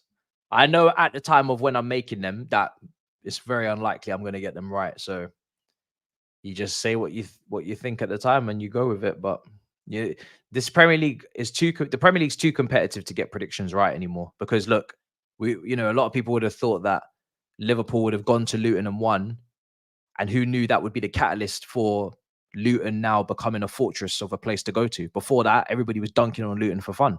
So, you can't predict it, man. Can't predict anything. It's just pointless to try. All you can do is try your best and don't finish last in the predictions league. And that's all I'm trying to do on the Big Six. If I don't finish last, I'm happy. Because anything can happen, man. It looks like Maguire's pulled up with a hamstring. He's injured. It's 2-0 to Napoli. Osherman has scored, I think people are saying. Maatsen to Arsenal. Would you want him, yeah? Would you want Maatsen at Arsenal? So Maguire's now down, and I think Johnny Evans is going to come on. Johnny Evans. Big Johnny Evans coming on for Manchester United against Kane and Sane and Musiala. I can't believe Johnny Evans actually plays for Man United. Like, it feels like I've gone back in time. Johnny Evans was there when Ferdinand was there, when Vidic was there, when Wes Brown was there, when Phil Jones was there. Like, Johnny Evans. And now he's there now. Like, he's there with these guys. It's crazy. It's mad. He was there, man. He was there for the good times. He might be the only person. Actually, he is now. De Gea's gone. He's the only person that can actually translate. The only person that can translate what it means potentially to be at Manchester United and doing what Man United expect to do. West Ham versus Man United. It seems to be a lunchtime kickoff on Saturday. I'm tempted. That could be an interesting one. That could be a problem. I'm very tempted. I'm considering it.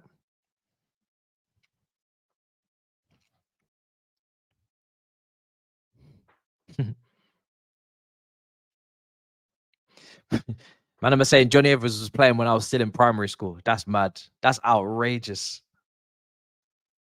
You didn't even say secondary school. You said primary school.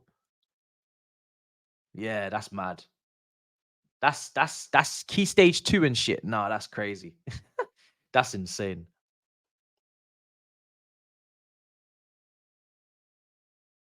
That's actually insane. 38 minutes gone.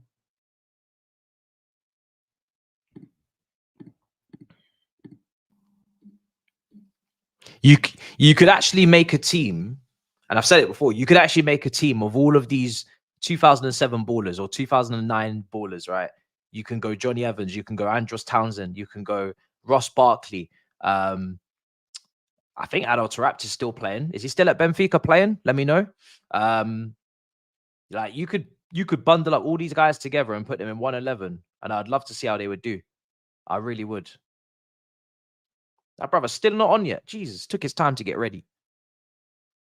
Is he not coming on? Oh, he is. Maguire's coming off. James Milner. Yeah. Throw him in as well. 100%. Throw him in. Thiago Silva. Throw him in. It's mad, man.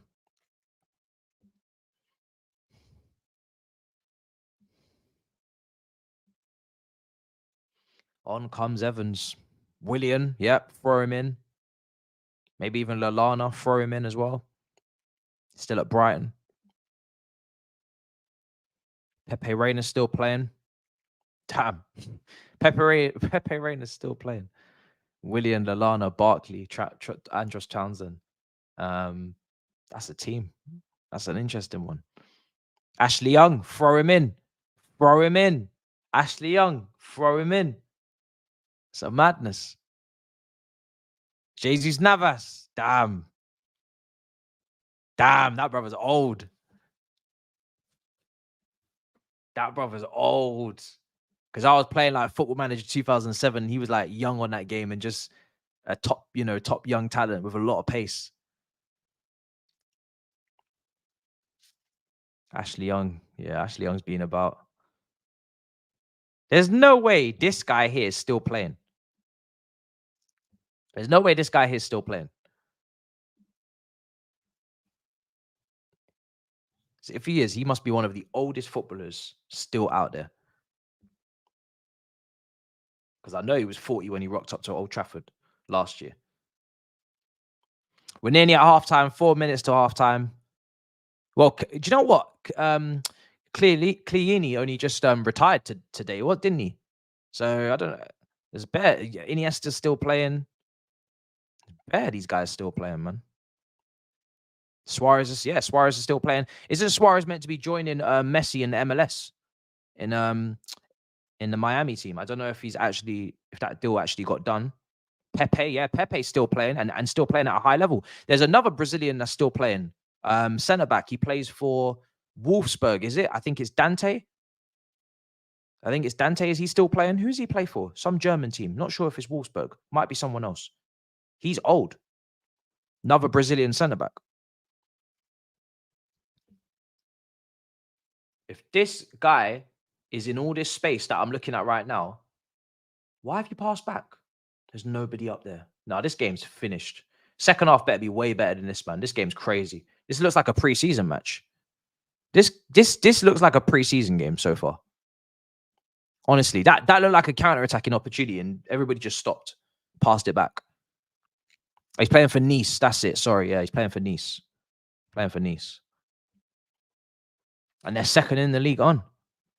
I might put together a little 11. That would be a video, That'd be a sick video. Where would this team finish? Might have to do that. Oh, shit.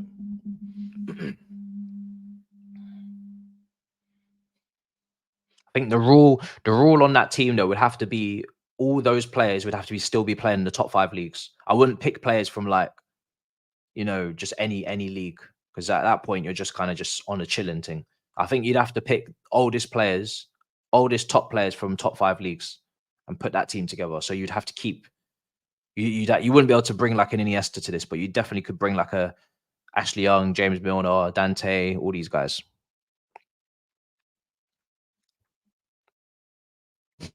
We could definitely do better than Tom Heaton in goal.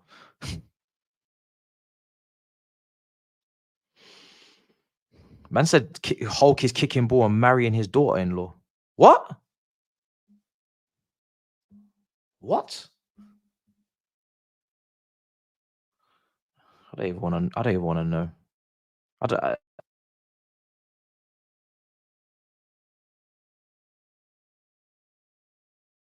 This is a preseason game. This is a real preseason game in real time. I've never seen anything like this in the Champions League.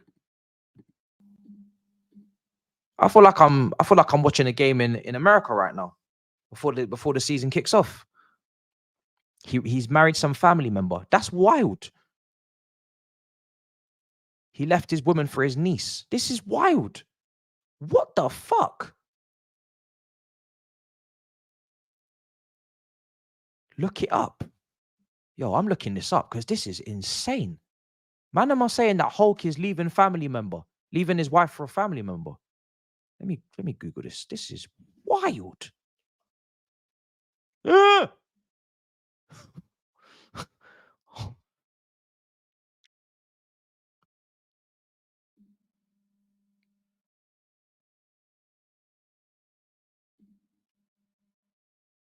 What is going on? Naughty but niece. That headline is insane. That's blasphemy. They said instead of naughty but nice, they said naughty but niece. Nah, this is outrageous. The headline, just to start it off, is Shiver Me Timbers times 10, bro. Oh my days. Brazil striker Hulk marries ex-wife's stunning niece in sudden ceremony to gain visa and stay in China together. Huh? This is why I say don't look up to footballers, you know, because footballers are tapped. They're just like everybody else, you know. They just got skill. That's all it is. Don't let footballers be your idols, man. I'm telling you, footballers are very tapped. Some of them are very tapped individuals. Brazil footballer, like, well, I don't even want to go on a rant about this, but you'll never see me running up trying to get like, bruv, let me not. Unless it's like Ronaldinho or like one of the greats, Zidane, I might jog for. Do you know what I mean? Like I'll jog and dash for these guys, but I am not breaking a sweat to catch up to Mikhailo Mudryk, bruv. Do you know what I'm saying? Like, bro, when we talk about idolizing footballers, they better be in the top 0.1%, because you should break a sweat faster for the bus on the way home than for some of these players, bruv. Couldn't catch me doing it, bruv. No chance. No chance. This is insane. I've dashed for the 75 bus to Lewisham more times than I dash for any player. I'm sorry. But if you don't catch that bus at the right time, before the school run starts, goes through all of them, Catford, Lewisham, Forest Hill, bruv, if you don't catch that bus before the school close, bruv, it's long. I'll run for that bus. I'll run for that bus every time. Yo, I can't believe this. I'm gonna read this at halftime. This is insane. Here's Man United coming forward. Here's Garnacho. That's not a foul. Here's Luke Shaw.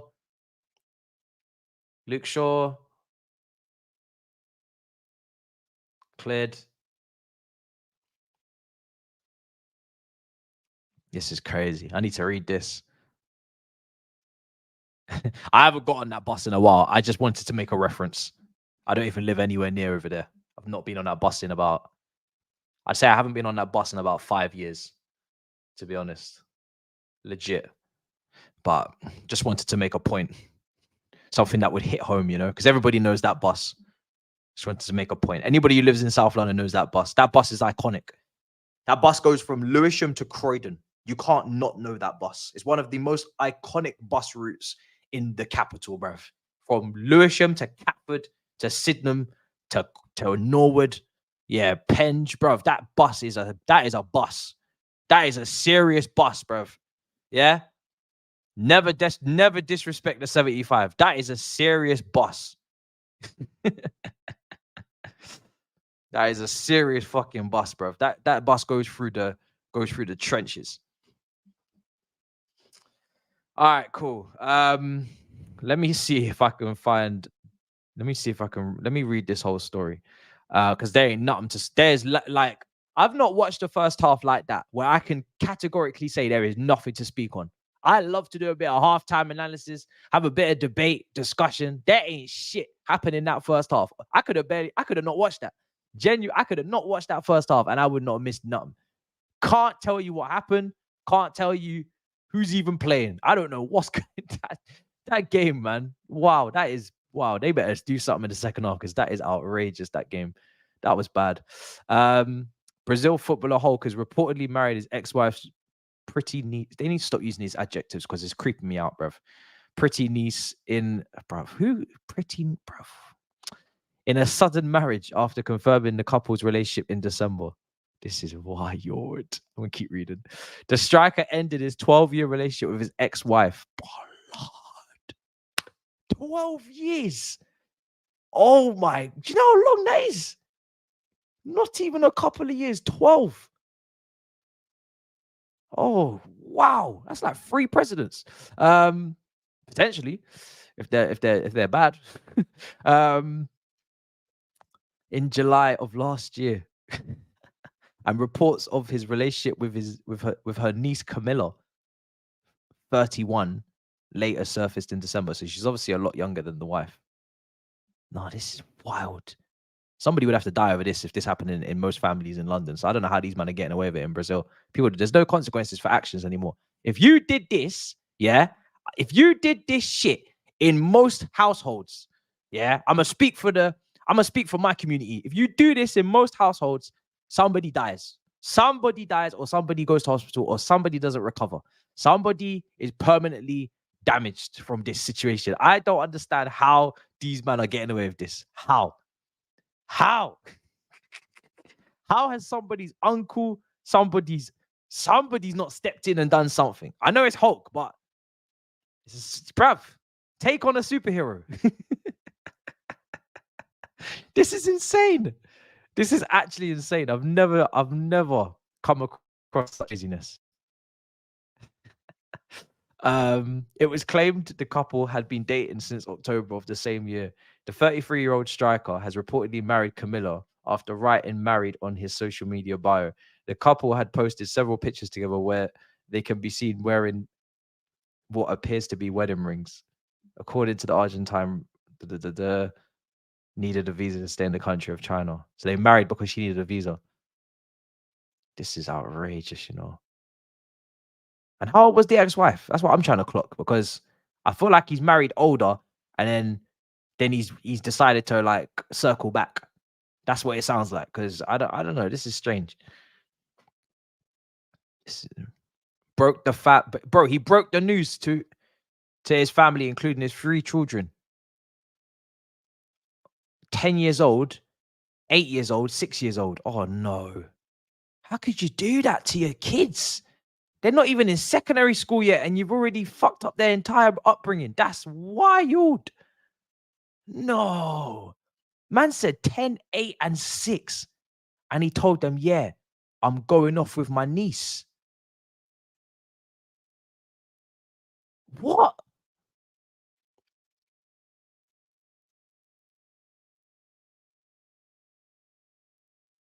No, I can't keep reading this shit, bro. Yo. This is nuts. The poll, is it okay to marry your ex-wife's niece? 27% said yes. 10% said it depends. Nah, fam. Oh, that's crazy. No, man got his 3 kids and dipped. I'm not interested, to be honest, but you know, at this point, it's more interesting in this game, brother. That game was horrendous. I don't know how we even stumbled upon that conversation, but then after we brought it up, I just needed to just get to the bottom of it and find out what was even going on, because I didn't even know this. You guys just started telling me in the chat. I think it started from, we were talking about oldest current players that are still kicking ball and combined 11 of the top players, but obviously well-known, talented players in their time, right? And then Hulk came up, and then somebody said that Hulk is with his niece, and that's where it all just went off, to be honest. That's where it all just went off. Shocked. Somebody needs to do like a Bush Tucker trial or something in this match. Like somebody needs to throw some snakes onto the center circle, or make somebody eat some cockroaches or something, because this game is dead. Absolutely devoid of all competitive nature. Like there's clearly nothing on the line here. I don't know if Man United believe that maybe they believe they can't qualify for anything, or they don't care. I don't know. But it's long. It's really, really a long day. Anyway, let's go through some super chats. If we lose to Sheffield United and Newcastle, where do we go from there? We go anywhere, because if we lose to Newcastle, we're out of the cup. So all we got left is the FA Cup, and that just only kicks off against Preston in the 3rd round. So long way to go. If we lose to Sheffield United, you really shouldn't take charge of the Newcastle game, if I'm completely honest. You know, if you lose to Sheffield United, you don't really deserve to take charge of the Newcastle game. So yeah, it's you shouldn't be losing Sheffield United. Let's just park it there, because I can't fathom losing to Sheffield United, let alone losing the game after that. So let's just park it at Sheffield United. Do not lose to Sheffield United. You're at home to Sheffield United. That's all I have to say. I'm not gonna add any more context to it. You're at home to Sheffield United. There is no and. Would you go for Livramento? He could play either left back or right back. And if we do not have a buyback, We can't have a buyback because we sold him to Southampton. He then was purchased by Newcastle. So our buyback was with Southampton. Our agreement was with Southampton. So he's not at Southampton. I think we had a sell-on clause or a sell-on percentage as well in the deal. So if we did not buy him back and he was sold to someone else, then we got a percentage of the deal.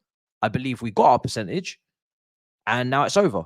So we don't get anybody from Newcastle right now. Like, that just doesn't happen. We don't sign a player that is deemed as important to Newcastle going forward.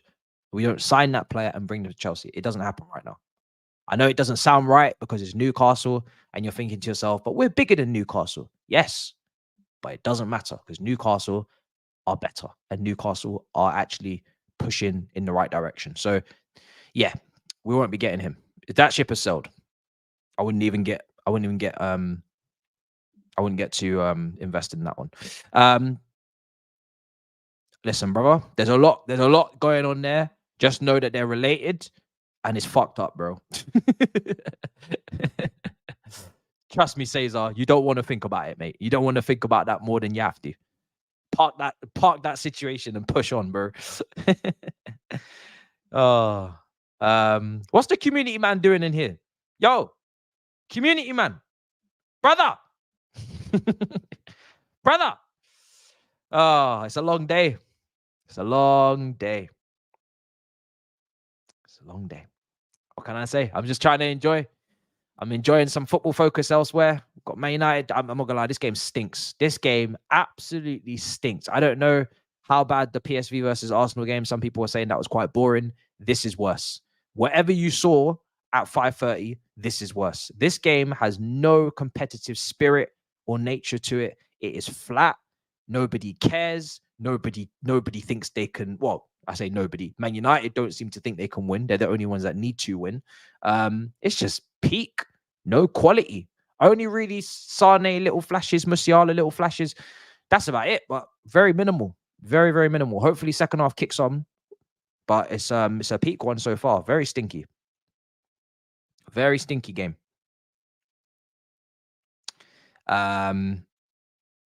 I'm hoping Onana's gonna have a brain fart at some point, entertain the masses, take one for the team.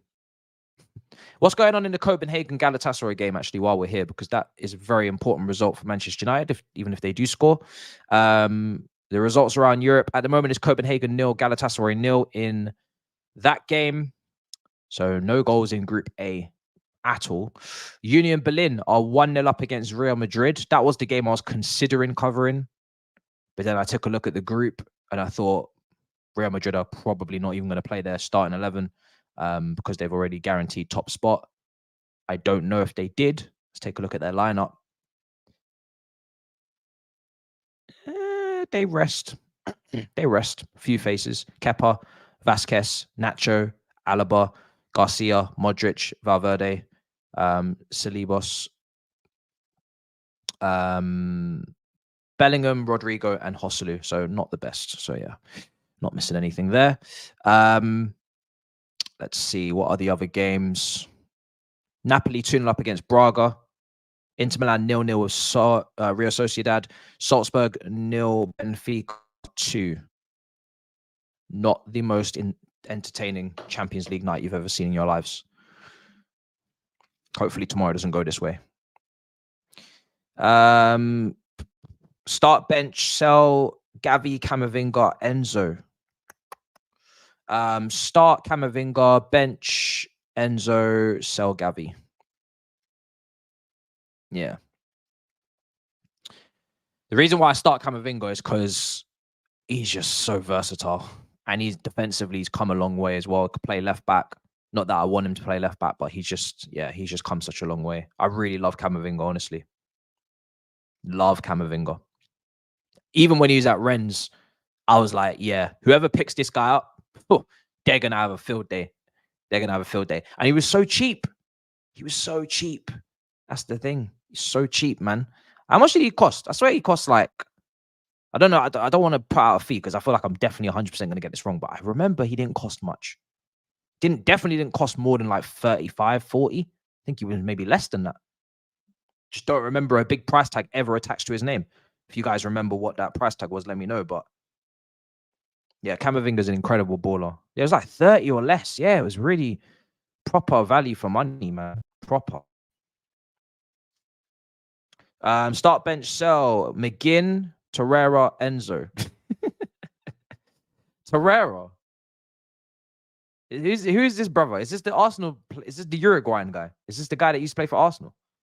Surely that you're not talking about him. Because if you are, then why is he in this list? What's the point? No, I'm gonna start Enzo, then McGinn, and then Torreira. It's very easy for everybody to be like, obviously McGinn over Enzo, but genuinely, no, I'm not gonna do that. I'm not gonna do that. But McGinn's a good player, though. He's a good player. Lucas Torreira in 2023. You're actually asking me. That's wild. That's wild. I haven't read his life story. I haven't read it. But I will take a look. Well, I think Gavi's on the ACL right now, isn't it? So we'll see. Yeah, we'll have to see how he comes back from that. It's not looking good, bruv. Gavi is Gallagher 2.0.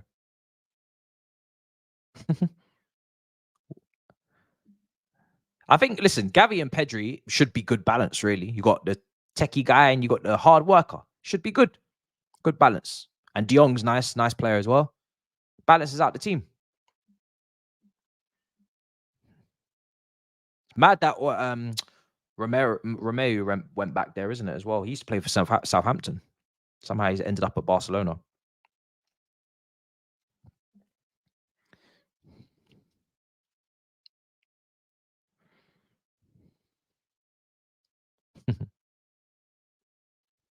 What's happening? Yeah, they're just showing Maguire came off earlier. Is it? Yeah. I don't know, man. Gavi and Pedri, I think Pedri in particular, they absolutely rinsed him on game time, man. Jesus. This guy was going to the Olympics. He was going here, there, everywhere. This guy played so much football. I couldn't believe it. So much football.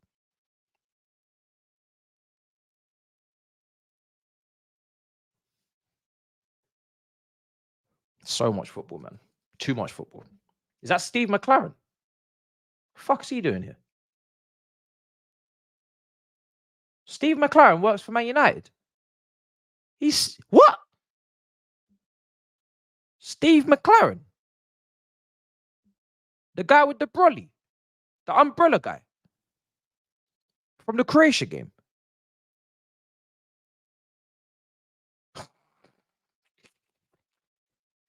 Yo, I was not aware, you know. I swear to God, I was not aware. I don't know why, but I just assumed Ten Hag's assistant would be somebody from Ajax. Steve McLaren. That's weird. I know he's been there ages, yeah. I know. Because now that I think about it, he was there under Ollie, wasn't he? Was he not there under Ollie as well? That is weird, man. Oh, that's strange. That's rubbed me up the wrong way. I don't know why. I just never thought that was the case. So weird. Was he not there under Ollie? He has 2 assistants. Another Baldy. Okay, this is his assistant. Yeah, I know Benny McCarthy's there as a striker coach. Yeah, I know that. No, Ten Hag brought him in. Oh, okay. That's so weird. Can you imagine if Steve McLaren became the interim manager of Man United? I would love to see that. Oh my days. I would love to see that. Sorry, it was Carrick. Yeah, it was Carrick for Ollie. That's all strange, bruv. That's not a name I thought I'd be saying. You never hear about him, really. You never really hear about Steve McLaren.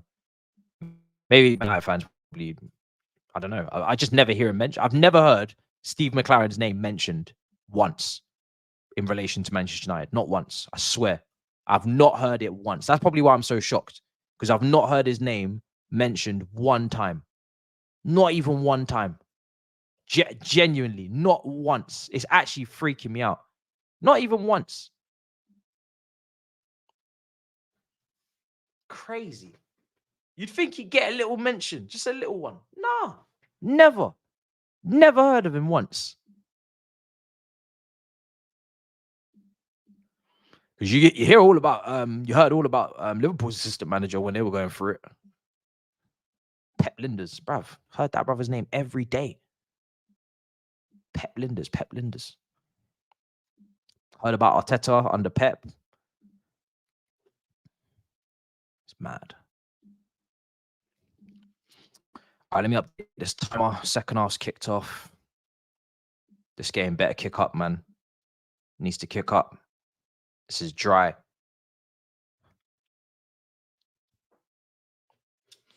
Shut up, Iceman. Shut it. Yeah? Shut it, mate. This man loves I told you, bruv. I told you, bruv. I told you. What didn't you tell me, bro? Iceman, what did you get wrong? Tell me that. What have you got wrong this season? Tell me something interesting.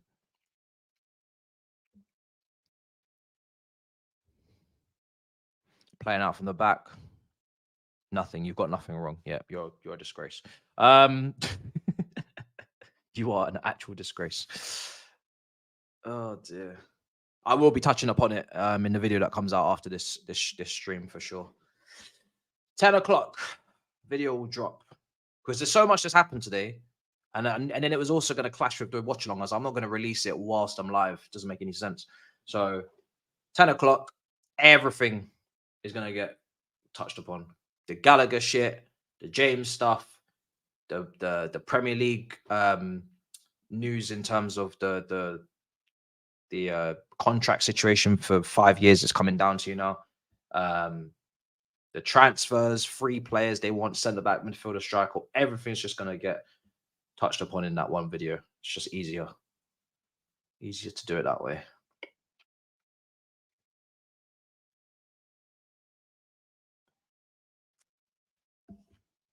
Here's Amrabat. Plays it wide. Wan-Bissaka.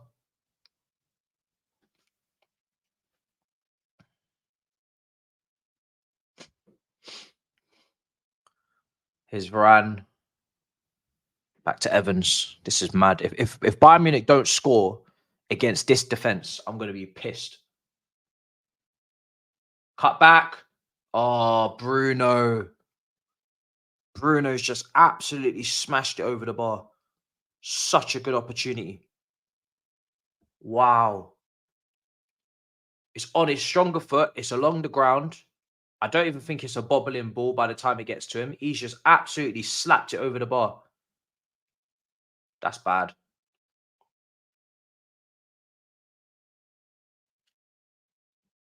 Yeah, I think he actually had time to take a touch. He had that much space. Musiala does very well. Here's Sane. Sane down the left-hand side. Looking for Kane. Cleared away by Varane.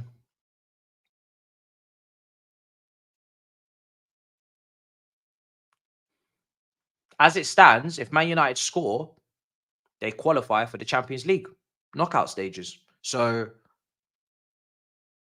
you know, it is a draw in the other game. So they should be getting a move on. There should be a bit of belief, a little bit of hope. All they need is one goal, and they're second. So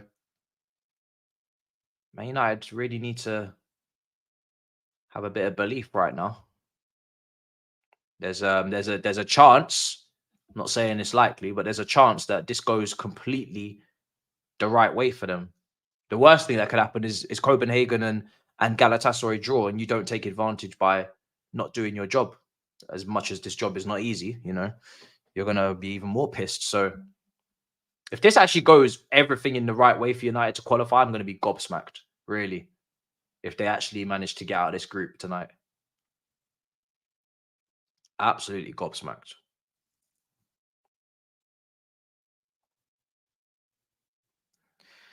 Nah, you don't need Copenhagen or Galatasaray to score. You need Bayern Munich to score. Bayern Munich score, you don't have to worry about nothing, brother. It's Bayern Munich that are not doing their job. What's going on?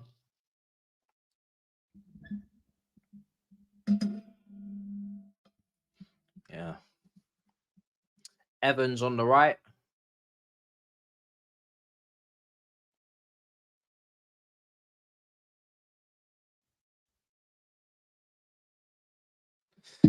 Madness.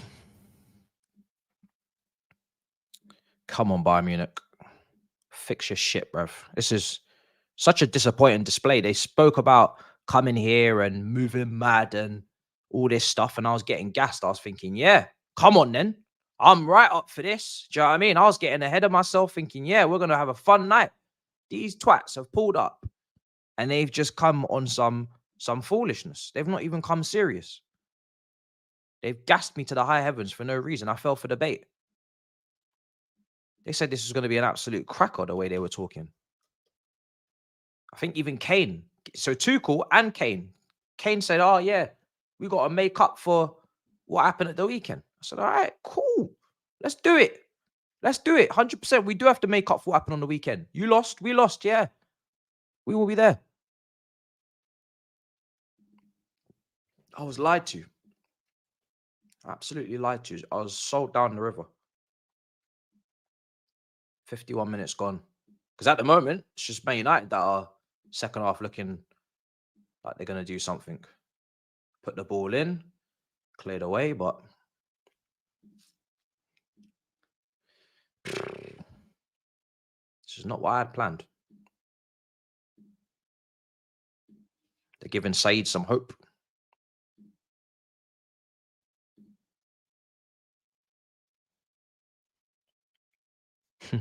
You're saying Anthony's so bad. Anthony's tackling himself. How do you tackle yourself? Oh, dear. Does buying a 6 really fix all of Bayern's problems?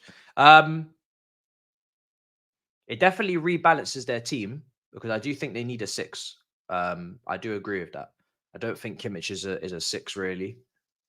Off the ball. On the ball, yeah, fair enough. You could say he's great at picking up the ball and retaining the possession. But in terms of off the ball, I think, yeah, they could do with a more imposing physical 6. Goretzka, I'm not really that, I don't really think he's that special. So Goretzka could definitely be coming out of this team and replaced with someone more technically gifted. So I think that's an area for improvement. But if you bring in the 6, then you could just move Kimmich over and that could be your new pivot maybe. I think 6 I think 6 could be a floor raiser for the team for sure. You can't get a better striker. You have a very good batch of wingers. Your 10 in Musiala is, one of the best talents out there. The midfield definitely could be improved. And then after that, you're talking maybe some centre-back depth after De Ligt. So I think they've only got 3 centre-backs. It's 3 senior ones. Great left back, great right backs. Well, you got Mazraoui. So I think you're all right. So yeah, pretty solid. I think it's just a midfield that could be improved, yeah.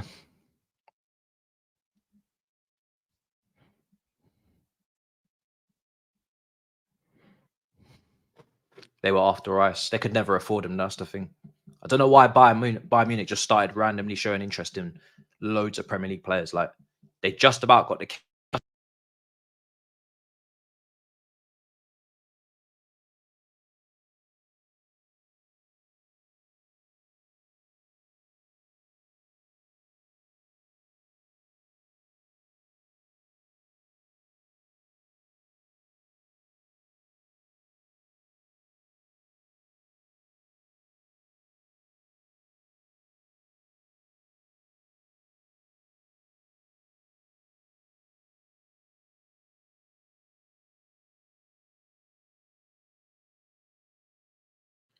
My bad.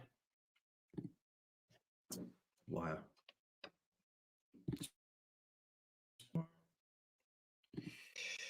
Oh. 1-0 to Copenhagen. Damn. Shit. There you go. That's bad news for Manchester United. 1-0 to Copenhagen versus Galatasaray. That moves Copenhagen up to second, 8 points. Manchester United currently third, And then Galatasaray down to 4th on goal difference, it seems, according to this app. Now, I asked, and you guys said it was head-to-head. It might be. I don't know. On here, it says Man United are 3rd on goal difference, it looks like. So they've lost their head-to-head with Galatasaray, so I don't know. Same points. 1 goal conceded now, Galatasaray, so now down to 4th, apparently. But yeah, if it's head-to-head, then SofaScore are bugging and Man United are still 4th. But, you know, Copenhagen's home record is very impressive. So, you know, yeah, you'd expect something to happen. There should be goals in that game. Copenhagen at home and Galatasaray, they are goals. That's all they are, is just goals. That's all they do. They don't do nothing else but score goals.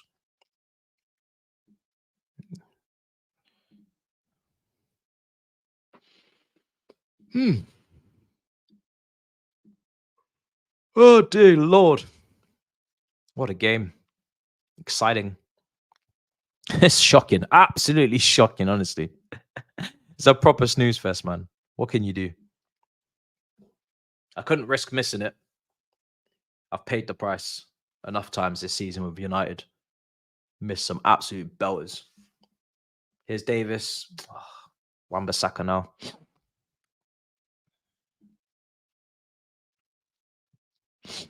Oh. Let's smash up the subscribe button as well if you're new. Just keep that pushing. I'm going to drop a video after this. There's nothing to review, that's for sure. So definitely dropping it straight after this.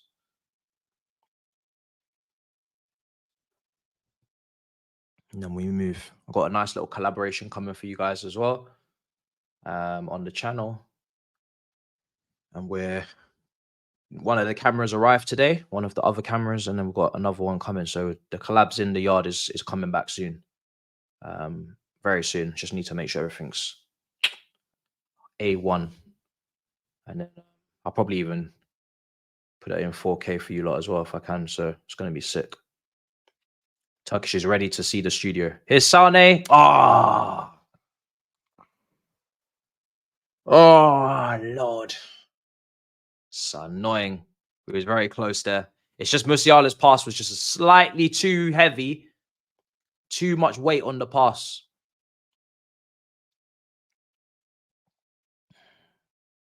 Too much weight on the pass. Who's winning champs? Good question. Because City obviously had their dip.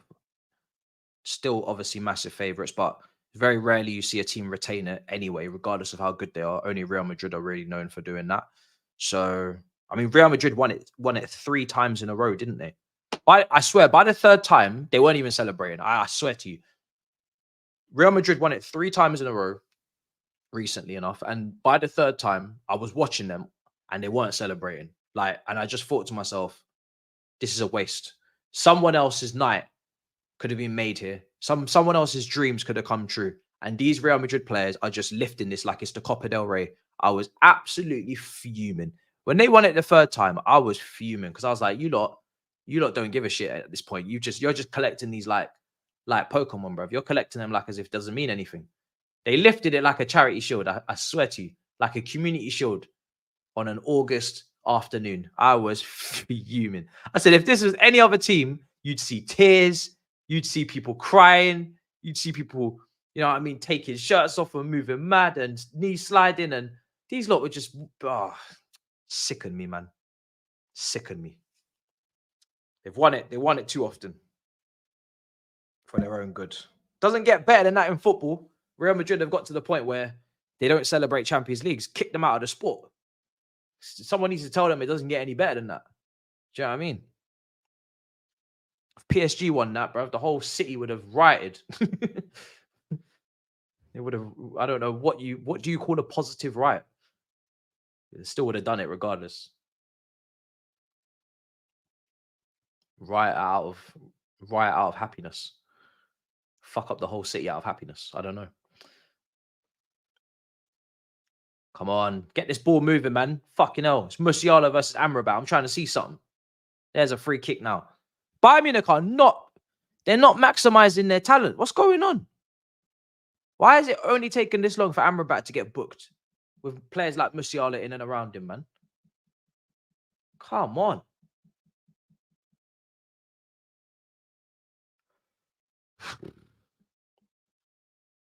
He's not taking a piss.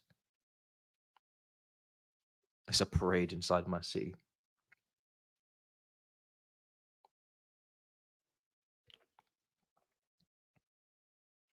Brother, I'm not Nigerian, brother. Man said, please, my Nigerian brother. I said, brother, I'm not Nigerian. Oh God. Well, big up though. The song I played was well,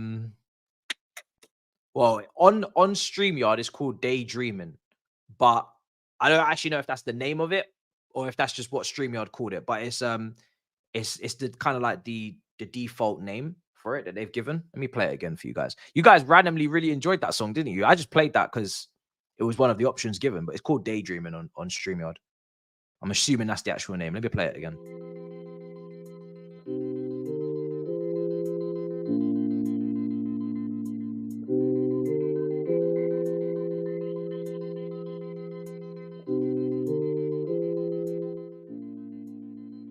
So that, yeah, it's called Daydreaming. So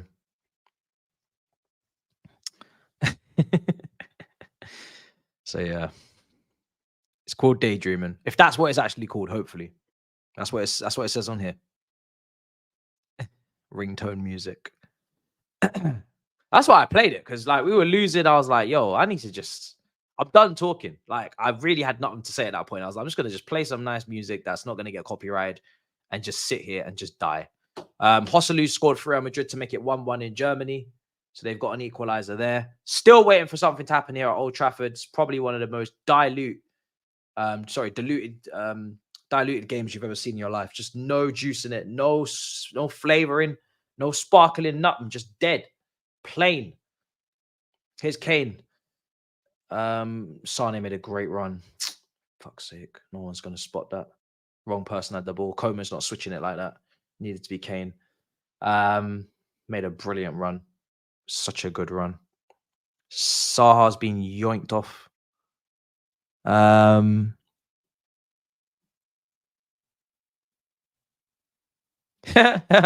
said, now you're not Nigerian. Next thing you'll say you're not a Chelsea fan. Oh God. Here's Davis.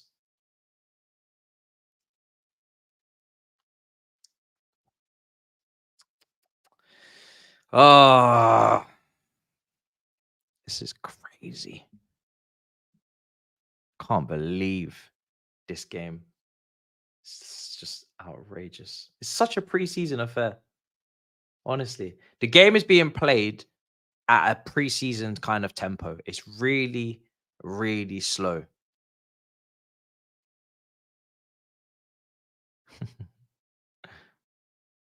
Big up, brother. Big up. Much love. But I need to go to Nigeria one day, man. Spare Chelsea fans out there. Need to go out there. That's definitely on the list. Bare Chelsea. Chelsea versus Man United is basically what Nigeria fans is basically just Chelsea versus Nigeria. Sorry, Chelsea versus Man United. Bare. From what I hear. So yeah, it would be insane.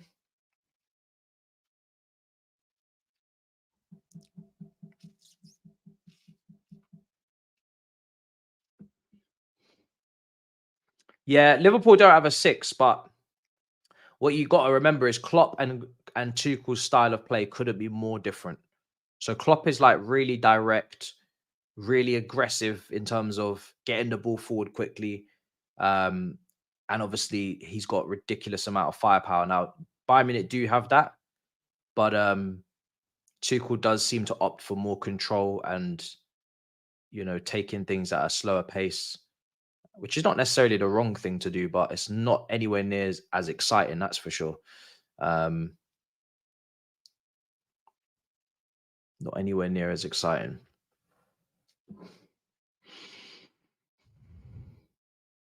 Yeah, Liverpool play over 3. You tend to see all of them get back and help defensively, and then you've got a 2 for Bayern here. So Musiala's in that 10 floating. Defensively, he's not really going to offer anywhere near as much as someone like maybe Szoboszlai. But yeah, it's just different, completely different sides and approaches.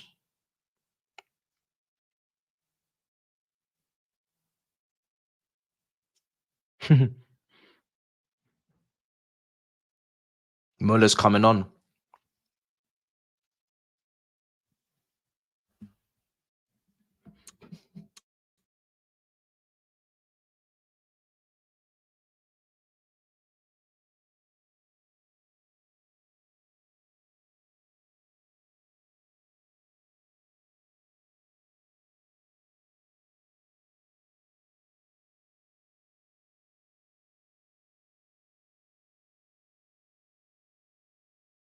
Let's see what that does for Bayern Munich. Does that actually change anything? Does that change anything?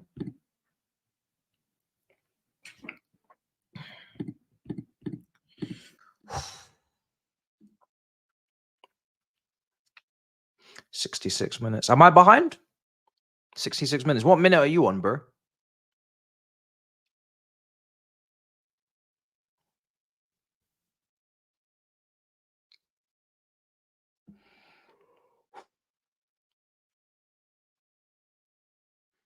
Here we are. Come on, come on, come on, come on.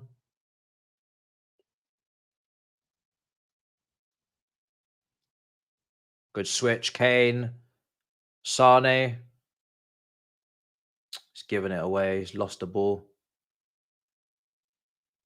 Left it behind. Onana's going to clear.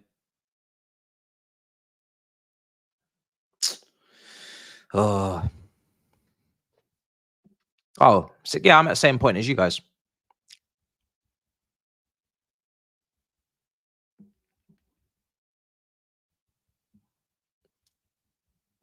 Man said 90. You wish. Come on, Kimmich. Here's Kane. Come on. Wake up, man. This game's dead. 68 minutes gone. There's too much talent on the pitch for this. For one of these teams.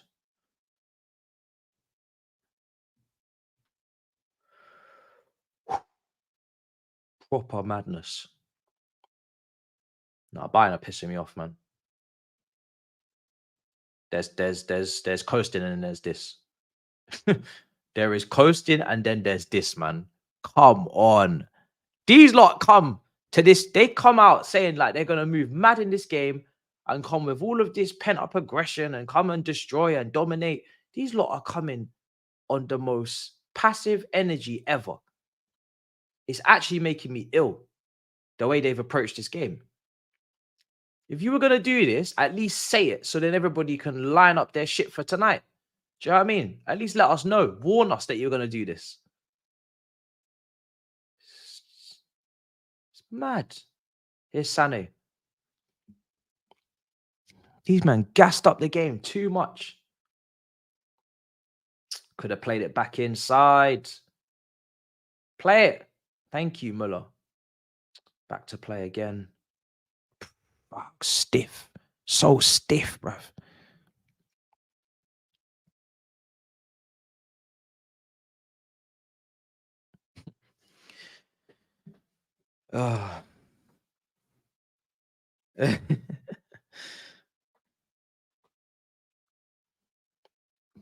From when they won the treble, is it just Thiago? Bayern Munich's treble winning midfield. So Pep, not Pep, sorry, it was the manager before him. Because Pep came in and done the double, didn't he? He didn't win the Champions League. Thiago, I think. Oh, we're in. Yes, come on. Yes. 1-0 to Bayern Munich. Kingsley Coman has scored 1-0. They finally broke through this Manchester United defense. They found a goal at last, at long last. 1-0 to Bayern Munich. We've waited a long time for that. Took far too long. 70 minutes on the clock. It was a simple finish in the end. Onana had absolutely no chances. A nice bit of play between Coman coming inside, just really trying to combine in the central spaces with Muller. Kane with the assist. And Coleman is just not going to miss that chance. It's right in front of goal. Pick a corner, put power on it, and it's over. And that's that. Kane with the assist, lovely little flick round the corner. He had time to take a touch, set himself, bang. Easiest finish of his entire career. 1-0. Great assist. Muller's involved there. Substitutions worked. I mean, yeah, they just carved Man United up through the middle, man. But there were so many Bayern players in such close proximity.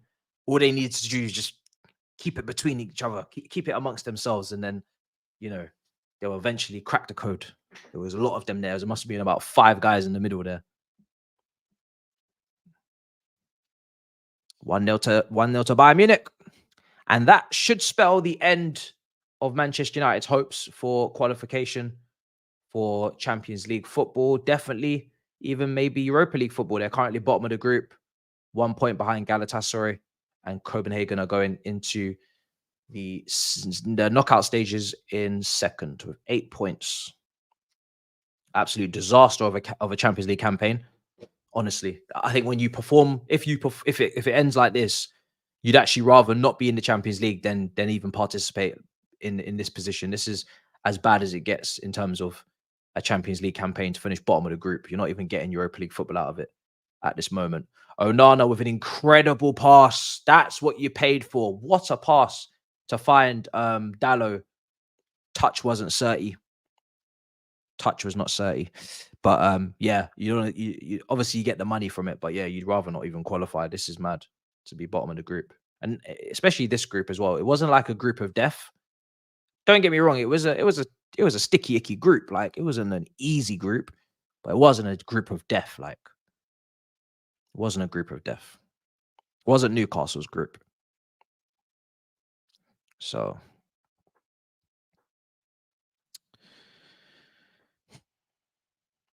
do you think Bayern will go for the Champions League?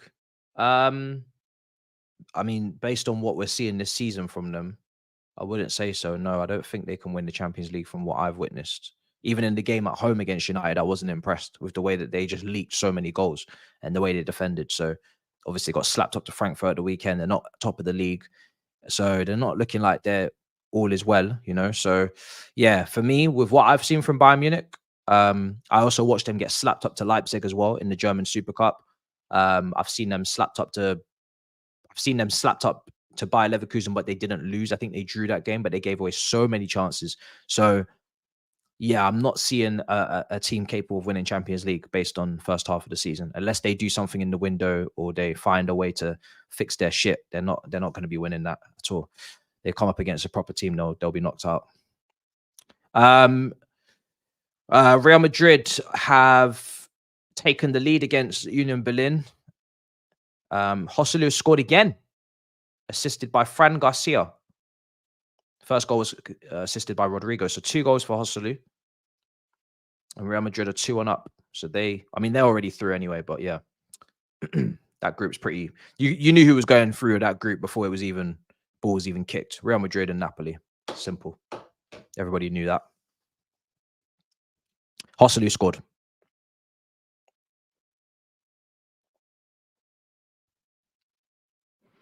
Nah, they're not top 2 favourites. I say Bayern Munich are definitely in top 5. They're not top 2. My favourites are Man City and Real Madrid, because Real Madrid by default just have to be one of the favourites because they're Real Madrid. They've got a manager who's been there and done it. They've got players there. They need a striker. They might even get one in January, to be honest. You never know. People forget they wanted Kai Havertz in the summer as well. For the second time, they wanted him. But in the end, it's too much money Chelsea wanted. So, yeah. They might get a striker in January, maybe a stopgap. I don't know. Maybe, I don't know if they'll break the back on Osimhen. Who knows? But, yeah. And obviously Man City as well. But the way Liverpool are moving, if they were to get a 6 in January, you got to throw... Sorry, I keep thinking Liverpool in the Champions League. Sorry, Liverpool in Europa League. I'm not even trying to wind up. You know what? You see Liverpool top of the Premier League and you just automatically assume Liverpool must be in the Champions League, but they're not. It's crazy that a team that is performing that well that's got all of the tough away games out of the way in the Premier League and passed the tests with flying colours. They got everybody at home at the back end of the season. And they're definitely title contenders and they're moving mad. And they're in the Europa League. One of the best teams in Europe are in the Europa League. It's mad. It's mad. It's mad. It's mad. Mad. So yeah, I guess Man City, Real Madrid. Then the next category is probably like Bayern, Arsenal. Who else is there? Barca, maybe. Barca look like they're having a struggle as well this season after what happened on the weekend as well. Thabz come on for Coman.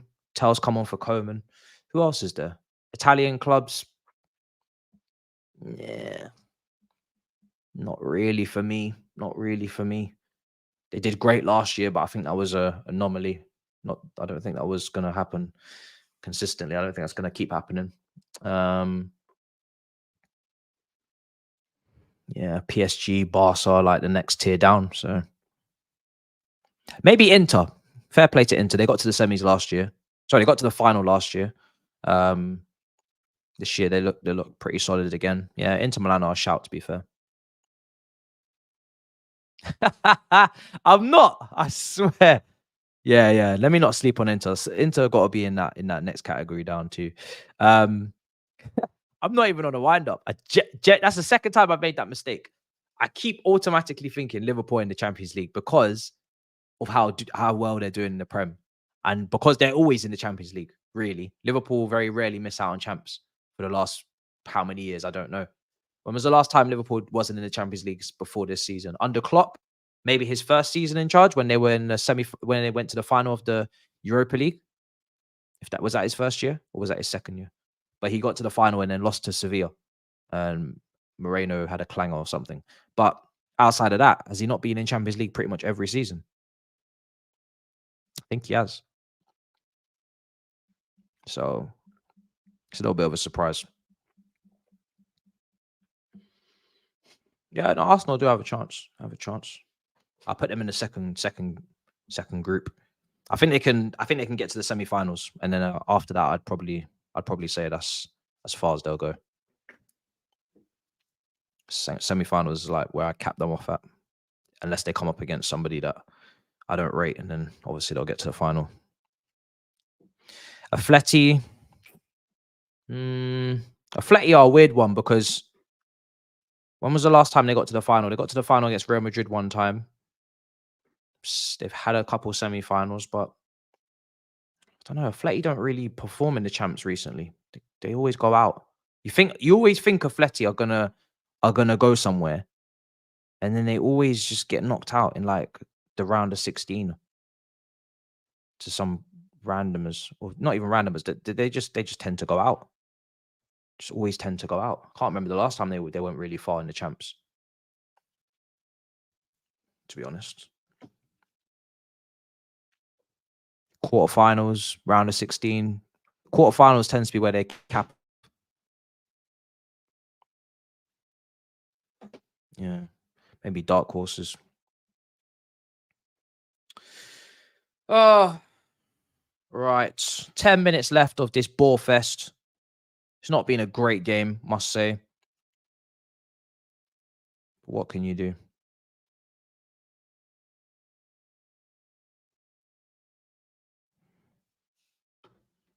No, Sevilla have not secured their third spot. Let me just catch you up on the way the groups are looking at the current moment. So, as it all stands, Sevilla are bottom of the group, I believe. Yeah, so Sevilla bottom of the group. Lens are going to Europa League in third, PSV, and then Arsenal obviously top of the group. So 2 points. Sevilla done. No Europa League for them. Absolutely horrendous performance in the Champions League this year. Horrendous. That might be the lowest points tally of any team. Let me take a look. Yep. Well, it's level with Union Berlin, who are currently losing to Madrid now, also on 2 points. Celtic are on 1 point. Celtic are even worse. They got a game tomorrow. Lord, yeah. Red Star Belgrade, Serbian team, 1 point, even worse. Antwerp, 0 points. Oh my days. Wow.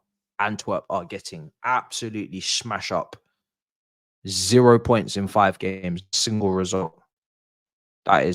These teams are just not Champions League level. Red Star, Antwerp. Yeah, these teams are all need to park it, bruv. Europa League group stages at best. That's their level. That's their level. They could even go Conference League. You wouldn't even be shocked. And Red Star's a big club. They got history, but not good. Celtic as well, big club. First British team to win the Champions League, I believe, or European Cup, but dead in this competition.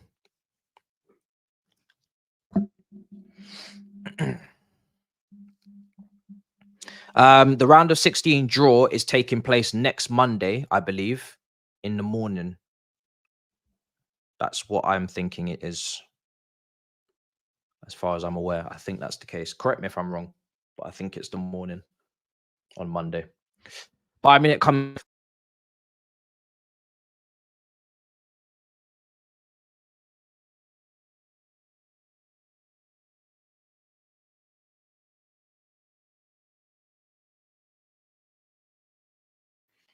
So yeah, I don't know.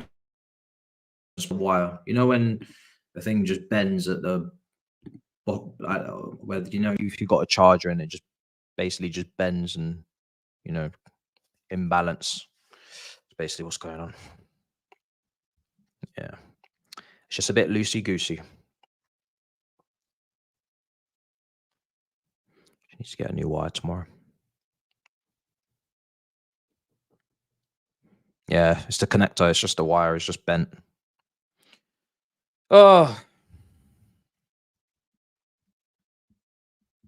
Nope, United are not going Europa League, brother. They're going home. No more flights for them. No more flights for Manchester United, bro. No more flights.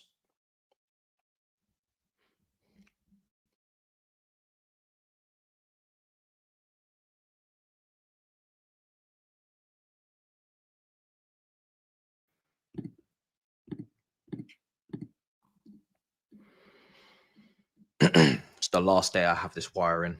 Tomorrow, a new wire comes in. FIFA World Cup, every single match live.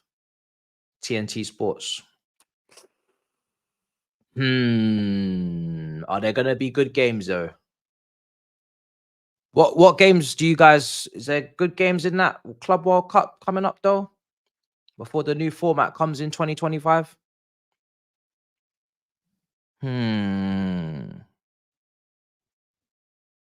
I don't know. Ah, it's a Shure mic. It's a SMB7, I think, some shit. I think that's it. Shit, yeah, same time as GTA. Yo, literally, same time as GTA 2025. We will be there. And Chelsea will be there. Imagine Chelsea in the championship, but then going off to trying to be Club World Cup champions, be the champions of the world in the championship. That would be hilarious. First team to win the championship and the Club World Cup in the same season. We will be there. No one can ever replicate that record, I promise you. First team to win the championship and the Club World Cup in the same season. World champions, and you're not even in the top division of your own country. That is insane. Can you imagine? The new model is basically the last 5 winners or 4 winners of the Champions League and the last 4 or 5 winners of every single continental cup go into one league, I think, is the rough way of putting it. I think I'm correct in saying that. So it's going to be more teams in the competition. Now, if the same team wins it multiple years in that period, I don't know what happens. But yeah, I don't really... Is it last 4 winners? Last 4 winners, not 5. How would they even schedule that? Don't know. Don't know. Don't know what the plan is on that, how that's going to work. But then, to be fair, I think the competition will take place once every 4 years, like the World Cup. So then you won't you will get more games for the tournament, but you won't get as many tournaments, if you get what I'm saying. It's going to be one tournament every 4 years. So there will be more games, but it won't be every year. So it won't be as often. So it might balance itself out, to be honest. But because when you usually go as a European team now, you play 2 games, you play a semi-final and a final. Some of the other countries have to play a quarter-final. Obviously, if they're just ranked lower on quality, they're going to have to play a quarter-final, semi-final, then final. I don't know if there's more rounds before that. Don't think there is. If I'm getting all the continents, I mean, 8 teams, quarterfinals, yeah, you're not going to get more than that. So, yeah, that's how it works. That's how it works. It's 2-2 now.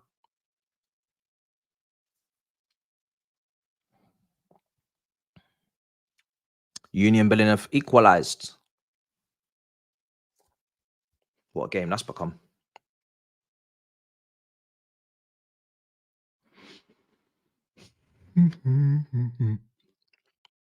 Yeah, you're right. Some interesting title races, man. Bundesliga, Xabi Alonso. Italian league, you got Juventus, I think, sitting at the top after the points deduction last season. Effectively made sure they missed out on Champions League. Spain, obviously, massive over there. England goes without saying. I think France is the only one that's actually on course to do what it does, which is PSG. And obviously Nice is in second. So, and Aubameyang's banging in the goals for Marseille at the moment. Absolutely banging the goals in. And it furthers my point, even though I never wanted Aubameyang at Chelsea in the first place, furthers my point that when players leave Chelsea or before they join Chelsea, they look way better than when they're at Chelsea. It's so consistent. It's ridiculous. It's one thing you can bank on is a player leaving Chelsea looking better than when they was at Chelsea, and a player before they're at Chelsea looking better than when they join. Or they might look their old selves for a first few games and then they fall off. So that's what it is. Yeah, I mean, it's in line with the World Cup. So you got the Club World Cup, you got the World Cup. If they're both every 4 years, I can get it from that sense. It makes sense, you know. Make it different. Every club competition is every year, so at least make that stand out a little bit more. Make it a little bit more special. Yeah, I agree with you. May as well. Everything else is every year anyway. So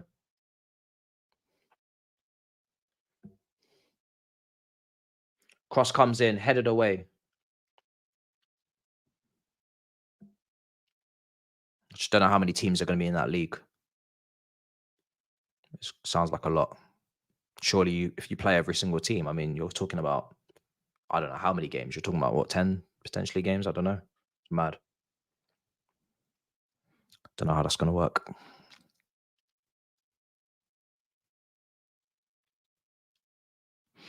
Couple of minutes to go. Amrabat on the ball. Man United, not really looking like they're going to get anything from this, to be honest.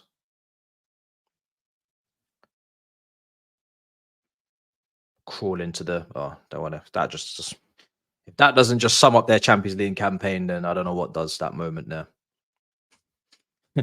Complete misunderstanding between the two players, but that'll do it. That will do. That will do.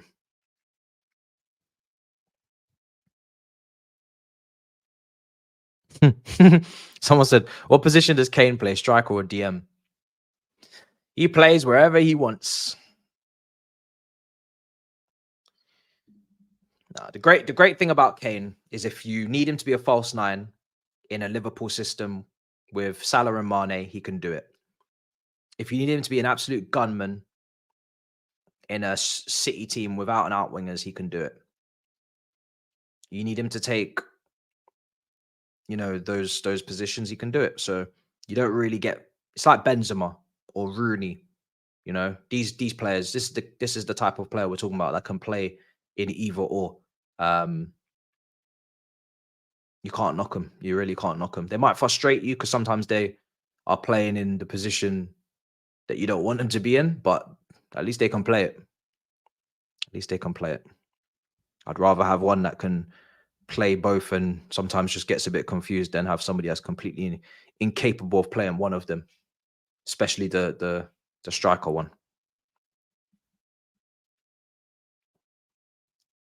all depends how your team's built, to be fair. We don't want Kane, he brings bad luck. I don't really believe in that, though. That's the thing. I don't believe in that. I don't believe in, like, I don't believe in all that curses and stuff. No one could get me to go to a fortune teller or any of that stuff. It's just not gonna believe it. Even hypnotizing and all that stuff, I don't believe in that either. I've had people try to hypnotize me for, like, you know, they've come into the school and they've picked out a few people, and I've said, fuck it, I'll go up on stage and go and pretend to be hypnotized. But I've never buy into that stuff.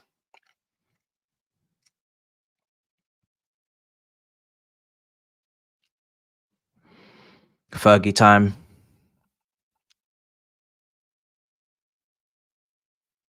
Thank you. You're the type of guy to go to a fortune teller and say no spoilers. That's jokes.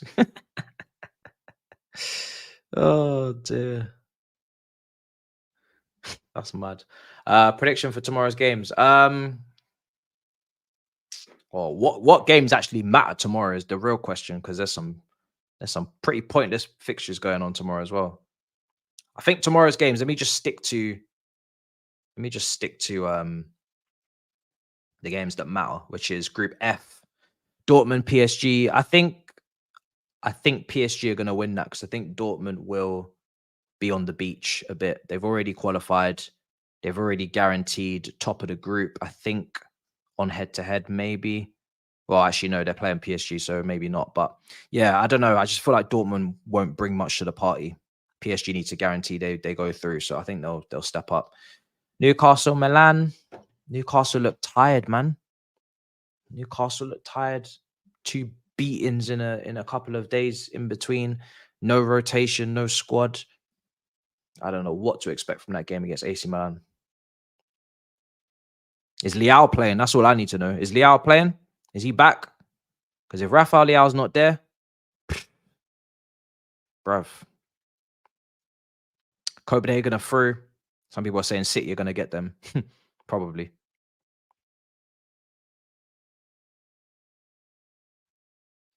Do you know what, bro? I was going to say the same thing. I wouldn't be surprised as well if they all end up in draws.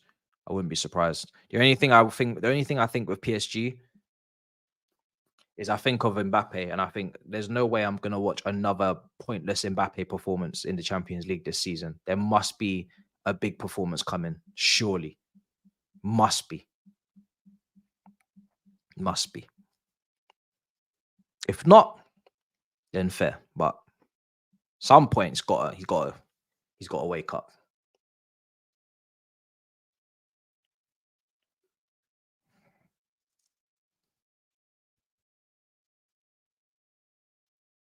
Newcastle need to win, and they need PSG, I think, to lose to go through. I think they're currently, they got shafted by that ref. They're currently not in a great position. 2 points behind. Yeah, not a great position.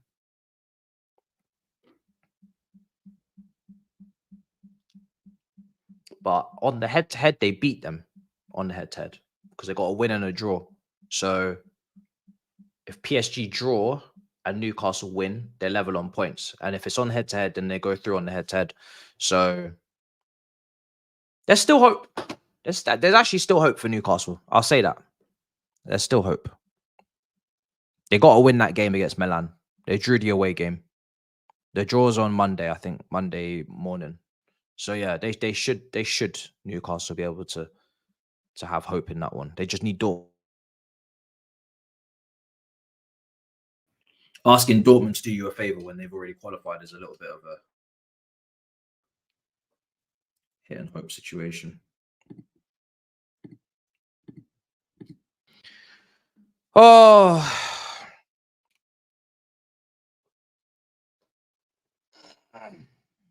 lots to do tomorrow. Lots to do. Full time, guys. I'm going to head because I need to focus on putting out this video ASAP. And yeah, awful game. Absolutely awful game. But the company, as always, fantastic. Smash up the likes, guys. Subscribe. If you haven't already, like I said, videos dropping very soon on all of the Chelsea stuff. Thankfully, we just rounded it up all in one video, because if I was to do it bit by bit, we'd be here all day. So much going on. So nice big piece of content there. Then you'll see me for the next Champions League watch along, which is tomorrow night for Group F. I think it is. And then after that, then we've got a nice little collab on Thursday morning. And then we're moving straight towards the Sheffield United game and the preview and all that kind of stuff. So then we'll get all of those big watch-alongs on the weekend. So yeah, big up. Enjoy Saeed's review. I know I will. And yeah, in a bit, people. Peace. Big up.